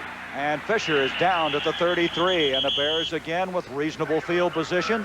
Scott Studwell, who was shaken up earlier, coming down on that play. A 45-yard punt that time by Greg Coleman. Okay, next week on CBS Sports, the Jockey Club Gold Cup and Champagne Stakes. Listen to the horses. Pleasant Colony, winner of the Kentucky Derby. And what about John Henry? Oh, watch out for John Henry and the shoe. He won one in your backyard, didn't he? That's right, $600,000. He won the Arlington Million. Can run like heck on grass, but this is not on grass, is it? Nope. Belmont Park. And the top cowboys in the United States and Canada for the Calgary Stampede. Next Saturday here on CBS. From the 33-yard line, Vince Evans wasting no time on first down. Dave Williams trying to get out of bounds. He is dropped at the 37-yard line by Keith Nord. It'll bring up a 2nd down and still 5 yards to go. The Bears, you gotta really give them a great deal of credit for hanging in, and here is a game that I think surprised a lot of people. Green Bay 27-14 over the New York Giants. And Vicky So with a the 50-yard touchdown pass in that game. Right. And there you see New England beating Kansas City 33-17. 2nd down, 4. Just short of the 40-yard line. Peyton and Williams are running Here back. they come. Evans again, they pick it up, intended for Peyton. Hannon defending on the play. They picked it up very well, but the timing just not on in that particular play. Now they have brought Dave Williams in. He's not playing just on the 3rd down situations. Suey is out, Williams in, because it's obviously passing for most of the rest of this way. That was 30-3 at one time.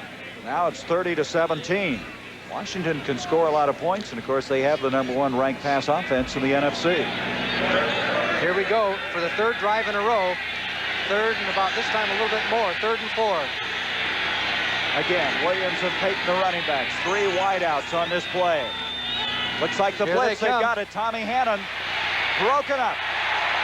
Evans looked like Nord, one of the men coming on the blitz. Maybe Doug Martin, it's hard to tell, as it's going to bring up a 4th down. Doug Martin, I think, had a hand on it. Yes, and Keith Nord came from the outside on the safety blitz. These teams are both putting a lot of blitzes by safeties, linebackers, everybody else in the world. And they got there just before Evans could get it off, and now we have a punting situation. Remember, Parsons has an excellent passing situation. I think he's 10 of 11 in his career on fake punts. Well, it's 4th and 4. He's standing at the 25. He's averaged 40 yards a kick. This will be his 8th kick of the afternoon, but he's not going to pass this one. Eddie Payton coming up. He makes a fair catch at the last moment at the 22. So both these teams have gotten very good defensive efforts in the 4th quarter of play.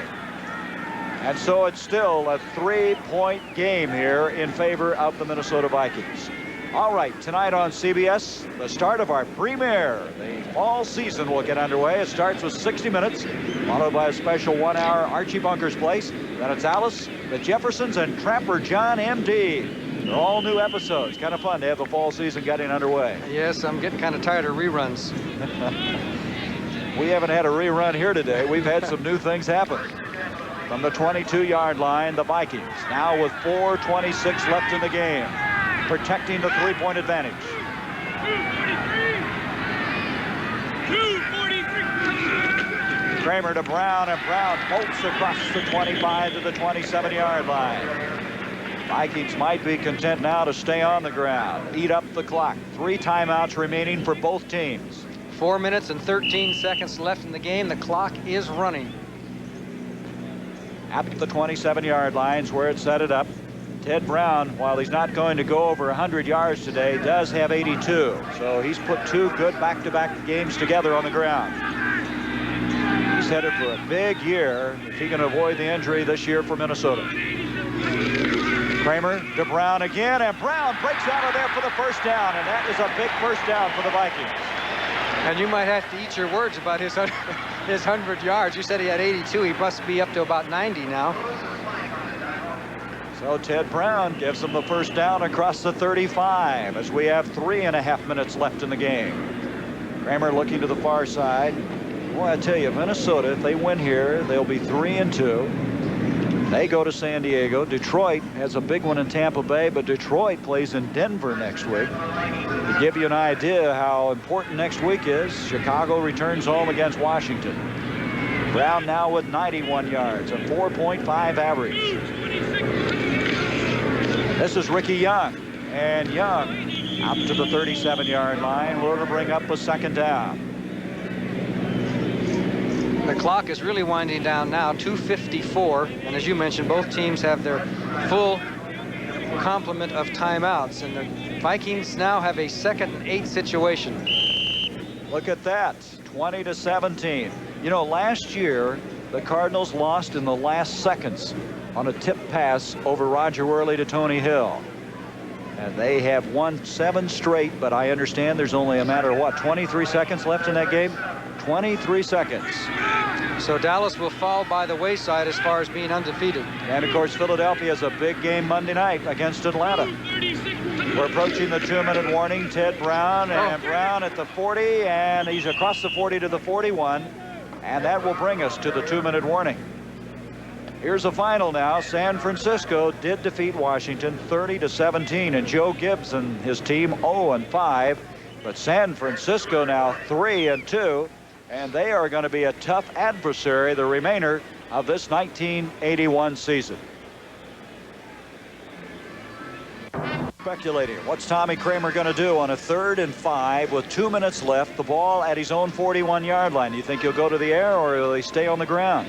Well, I know you think he's going to run the ball. I think he might go for the pass. I think he might try to throw to Young or Brown out of the backfield. The sure type of pass, the short pass where a linebacker, somebody has to kind of give a little bit of ground and then make the tackle and figure they can get 5 yards. Let's see what they do. Who knows what Bud Grant will come up with. So Grant, 2 minutes away from his 3rd straight win. On a 3rd and 5, you called it. Kramer to throw, and Ricky Young makes the catch. Oh, just past the outstretched hand of Walderscheid. Walderscheid thought he had an interception. He swiped at the ball and did not quite get it. It was a perfect pass by Kramer as he brought Young out of the backfield. Watch Walderscheid just miss an interception actually to go, and he hit Young and he's out of bounds. First down, Chicago. I tell you, that was not a sure pass. No, it was not. I don't think he expected that coverage to have Walderscheid up there on the short coverage for the back. I don't think he expected that. Boy, that could have gone the other way in a hurry had Walderscheid picked that one off. Young has 7 catches today for 75 yards. The minute 55, Kramer almost got hit before he handed off to Ted Brown. And Brown has dropped at the 45. He'll lose a couple of yards. And with a minute 48, the Bears are going to possibly ask for their first timeout. Yes. They will. They have 2 remaining now.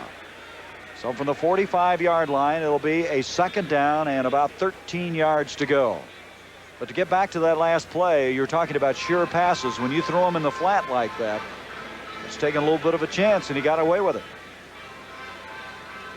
Well, now you have to figure what's going through their minds. Obviously, if they run the ball twice, they can force the Bears to use up both of their remaining timeouts and maybe get a first down running. Not likely. they would force the Bears to use their timeouts, and when they do get the ball, they will have no timeouts, and of course a completed pass or whatever, the clock would keep going and have to depend on Vince Evans wisely throwing balls out of bounds and such like that. Or they can try to stay via the air here and get another first down and take the chance that you might have a critical interception and put the Bears in pretty good field position. So that's what they're talking about, and of course what kind of a play they want to come up with if they do go to the air. And Tommy Kramer, what a clutch performer he has been. They've said so many things about him. You know, last year he set club records in completions and yards per game. He led the NFC in attempts. But one thing that always jumps out at me about him, they say he has a great feel for the game. The instincts that this man has. Only his 5th year in the league. Second down, almost 13 yards to go. The Bears coming with somebody up the middle. Give to Brown. Brown trying to swing wide. Dan Hampton's got him. And they lose another yard, and the Bears are going to ask for another timeout. So they have 1 remaining, with still 1:42 left to be played. Well, next Sunday, we want to check the lineup for you. In Chicago, you're going to see that Washington and Chicago game. Johnny will be there to bring you that. Also, the Chicago Network will see Dallas play surprising San Francisco, who won today over Washington. They're now 3-2. The Minnesota fans will see Los Angeles at Atlanta. That could be a very, very pivotal game in that NFC West. And then the Vikings taking on the Chargers in San Diego. Atlanta has a tough one. See, they got to play Philadelphia Monday, then turn right around and play the Rams. That can be tough. That San Francisco-Dallas game will be a real barn burner because Joe Montana, Bill Walsh is such, I think he probably has, in my opinion, one of the greatest offensive minds in football. And he has been able to impart it to Joe Montana, and they can just move the ball up and down the field. They have some problems on defense, which they're trying to rectify. They have a lot of rookies on the defensive backfield there at San Francisco, but San Francisco, they're going to move the ball on Dallas. You talked about Bill Walsh. You're going to have Air Walsh like they have Air Coryell out in San Diego. Those two guys out on the West Coast have quite innovative minds. Here is a final. St. Louis has defeated Dallas 20-17. So St. Louis, and your upset special is now 2-3. Dallas 4-1. So how many undefeated teams do we have left? We have 2. Philadelphia and Miami. Yep. I had a feeling about that game. 3rd down and 13 now. Brown chugs ahead to the 49-yard line. At the 49, he's back to about the original line of scrimmage. And let's see, the Bears going to use their last timeout. It appears as though they will, with 1:32 left to go in this game. So at the 49, it's 4th down. So Chicago has used their last timeout. That's a wise decision. They have 1:33 after the punt. The clock will stop with a change of teams. They have 1:33 to go down the field. That is plenty of time. If the team does what it's supposed to do, that is enough time to score at least a field goal and possibly a touchdown. So we have what you call the old romping, stomping barn burner right here at the end. And it didn't look that way early. No, it didn't. As Neil Armstrong has them huddled around him, he'll bring in his punt return team, Greg Coleman, who has a 40.6 average. Bud Grant talking about placement as far as this young man from Jacksonville, Florida is concerned. And you know that play you mentioned when they almost had the interception on Walter Scheich when they got the first down? I'm sure Bud Grant, when he saw that play, he said, I don't want to take any more chances like that one. And I think he had a strong influence in the fact that they, after not making too many yards on first down, to stay on the ground. Is that 1:32 or 1:38 on the scoreboard? It's hard to read that last digit. 1:33. You're close. I can't tell by looking at it. Oh, maybe. I don't know. It looks like a 3 here to me. Anyway, Coleman will kick from the 36. And a busy man after not getting to kick last week. Look at that. 8 punts already. Everybody's on the line for the block. And here they come, and he gets it underway. Jeff Fisher racing over there. He has it at the 10, and he'll get out of bounds at the 15. Now, Coleman was dumped. He thought he was roughed, but there's no penalty flag, and they're explaining to Coleman why, as Coleman is still sitting down back at the 42-yard line. He thought he had a roughing the kicker, but nothing doing. Now the Bears at the 13-yard line. Okay, here's the punt.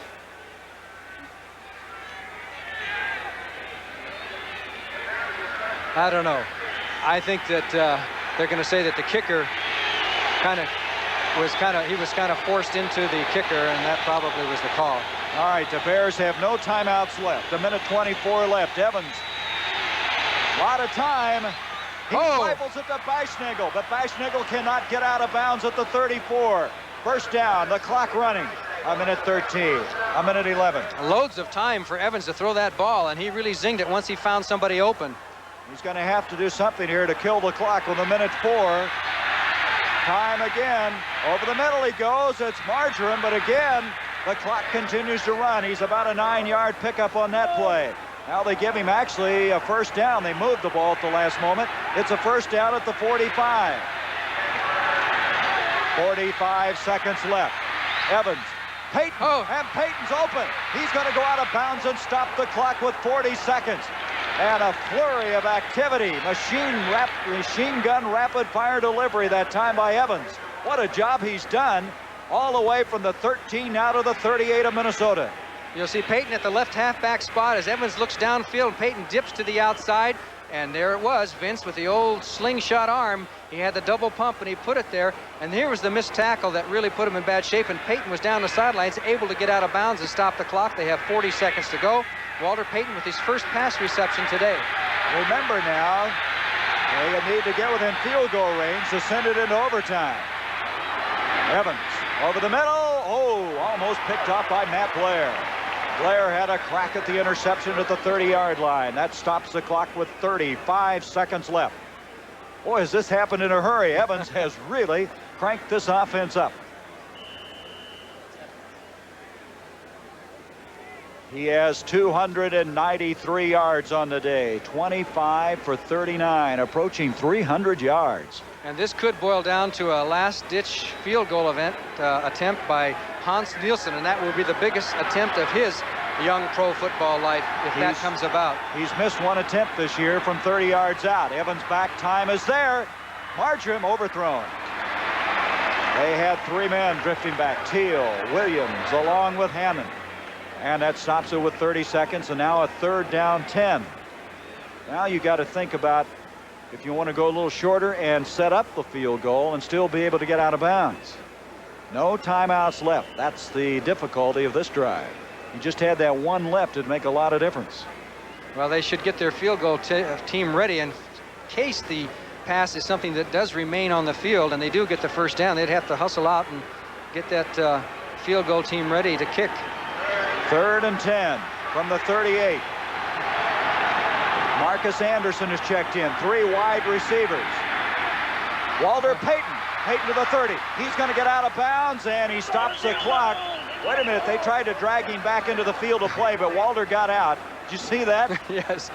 And so it's a first down. The ball is at the 23, and that play has put him into field goal range.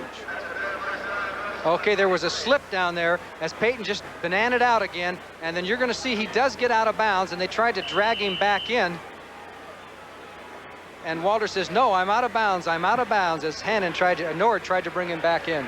28 seconds left. The line of scrimmage, the 23-yard line. First down, Chicago. Evans, 307 yards. What he has to be careful about is if he dumps a short one in desperation, they won't be able to stop the clock. Evans back. The protection has been excellent. It is again in the corner. Marjoram can't get to it. Boy, was that close. Evans is down. He's okay, but a pretty good rush coming up the middle that time. Marjoram had the man beaten but overthrown. Walt Williams trying to catch up to him. 18 seconds left. The Vikings went with a little blitz that time as Nord came through, and they put just enough pressure on Evans that he had to get rid of the ball a second before he wanted to, and that destroyed the accuracy of the pass. So here we go. Here comes in late. Very late, Dan Jiggets. Van Horn is coming out of there. Dan Jiggets, who started Monday night. They got 14 seconds to get the snap off. 18 seconds left in the game. Marjoram split out. Anderson split out. Bashniegel split out. Evans is going to try to run it. 20, 10, 9. They're going to have to hurry. No timeouts left. Here comes the field goal team in. 8 seconds. 7, 6. You see the time remaining. Oh, they got 25 guys on the field. They have a penalty, but it'll stop the clock with 1 second. They will have a penalty that will stop it. They had at least 20 guys on the field. That's incredible. Now, do you suppose by design they figured they could stop her with that penalty? Well, they were trying to get the team on the field, and it turns out that it's a saver for the Bears because there is the penalty, and they're going to get a chance. They'll take the penalty. And this kick coming up is going to be a 32-yard field goal attempt by Nielsen. Remember, he's never hit one in the regular season. He was 2 of 4 in the preseason. He missed a 30-yarder earlier this year. Now, should that clock stop automatically there? Well, the discussion going on, and the Vikings are saying this game is over because it's a defensive foul or an offensive foul. Right, and at least 10 seconds has to be run off the clock, I believe. See, that was my feeling, is that you couldn't stop the clock with a penalty like that, but that's the discussion going on now. Boy, what a way to end this football game. There's 1 second on the clock, but see what it amounts to is they stopped the clock with a penalty, but it was an offensive penalty. You have to play it over if it's a defensive foul if there's no time left. And that's what the determination is now. These guys have officiated this game and have 1 second left and has the biggest decision of the game coming up. Grant, I don't know how he can be that calm. The Bears are going to get a shot at it. Let's listen. I got to hear this one. Tom Dooley. We got illegal procedure. Too many men on the field, on the offense and on the defense. It's a replay. That's it. Offsetting penalties. 1 second is all that's left in this game. Hans Nielsen will have a crack at a field goal. And this young man from Michigan State, who's a native of Denmark, has never had this kind of pressure before. It's come to this. 1 second left. Again, Nielsen has never hit a field goal in his NFL career. He's 0 for 1. He did hit a 40-yarder in the preseason. It looked like it would be a 32-yard kick when they lined up earlier. We'll check it when they set back up to go. We could be headed to overtime, or the Vikings will have won their 3rd game in a row. And again, Bud Grant chewing the gum, very stoic on the far side. The call was interesting. It was a quarterback draw by Vince Evans, which was a running play, and if he didn't get all the way, you knew you weren't going to be able to stop the clock. Well, evidently, and I'd like to talk to Neil Armstrong, he anticipated that penalty when he did that he could get some people on the field and stop the clock with a penalty. He had to think that way, Johnny, because you couldn't run a play and take a chance otherwise. The only thing was, you can't count on Minnesota having a penalty, too many men on the field. Now this is not going to be as far as we thought. It's going to be a 26-yard attempt. Eichenagel to hold, Nielsen to kick. Nielsen's kick is on the way, and it is no good. He missed it. Nielsen misses it. And the Minnesota Vikings prevail with a 24-21 win that went down to the last second. And the Vikings are now 3-2. They've won 10 in a row here at Metropolitan Stadium over Chicago. It seems to happen that way almost every time. They've all been close games, and one way or another, the Minnesota Vikings have come out on top up here at Metropolitan Stadium. And Bud Grant, who was so relaxed, he must have known what was going to happen. Bud Grant with his 134th win of his career here in Minnesota. For Johnny Morris, I'm Gary Bender saying so long from Metropolitan Stadium. Let's go to Brent Musburger in New York.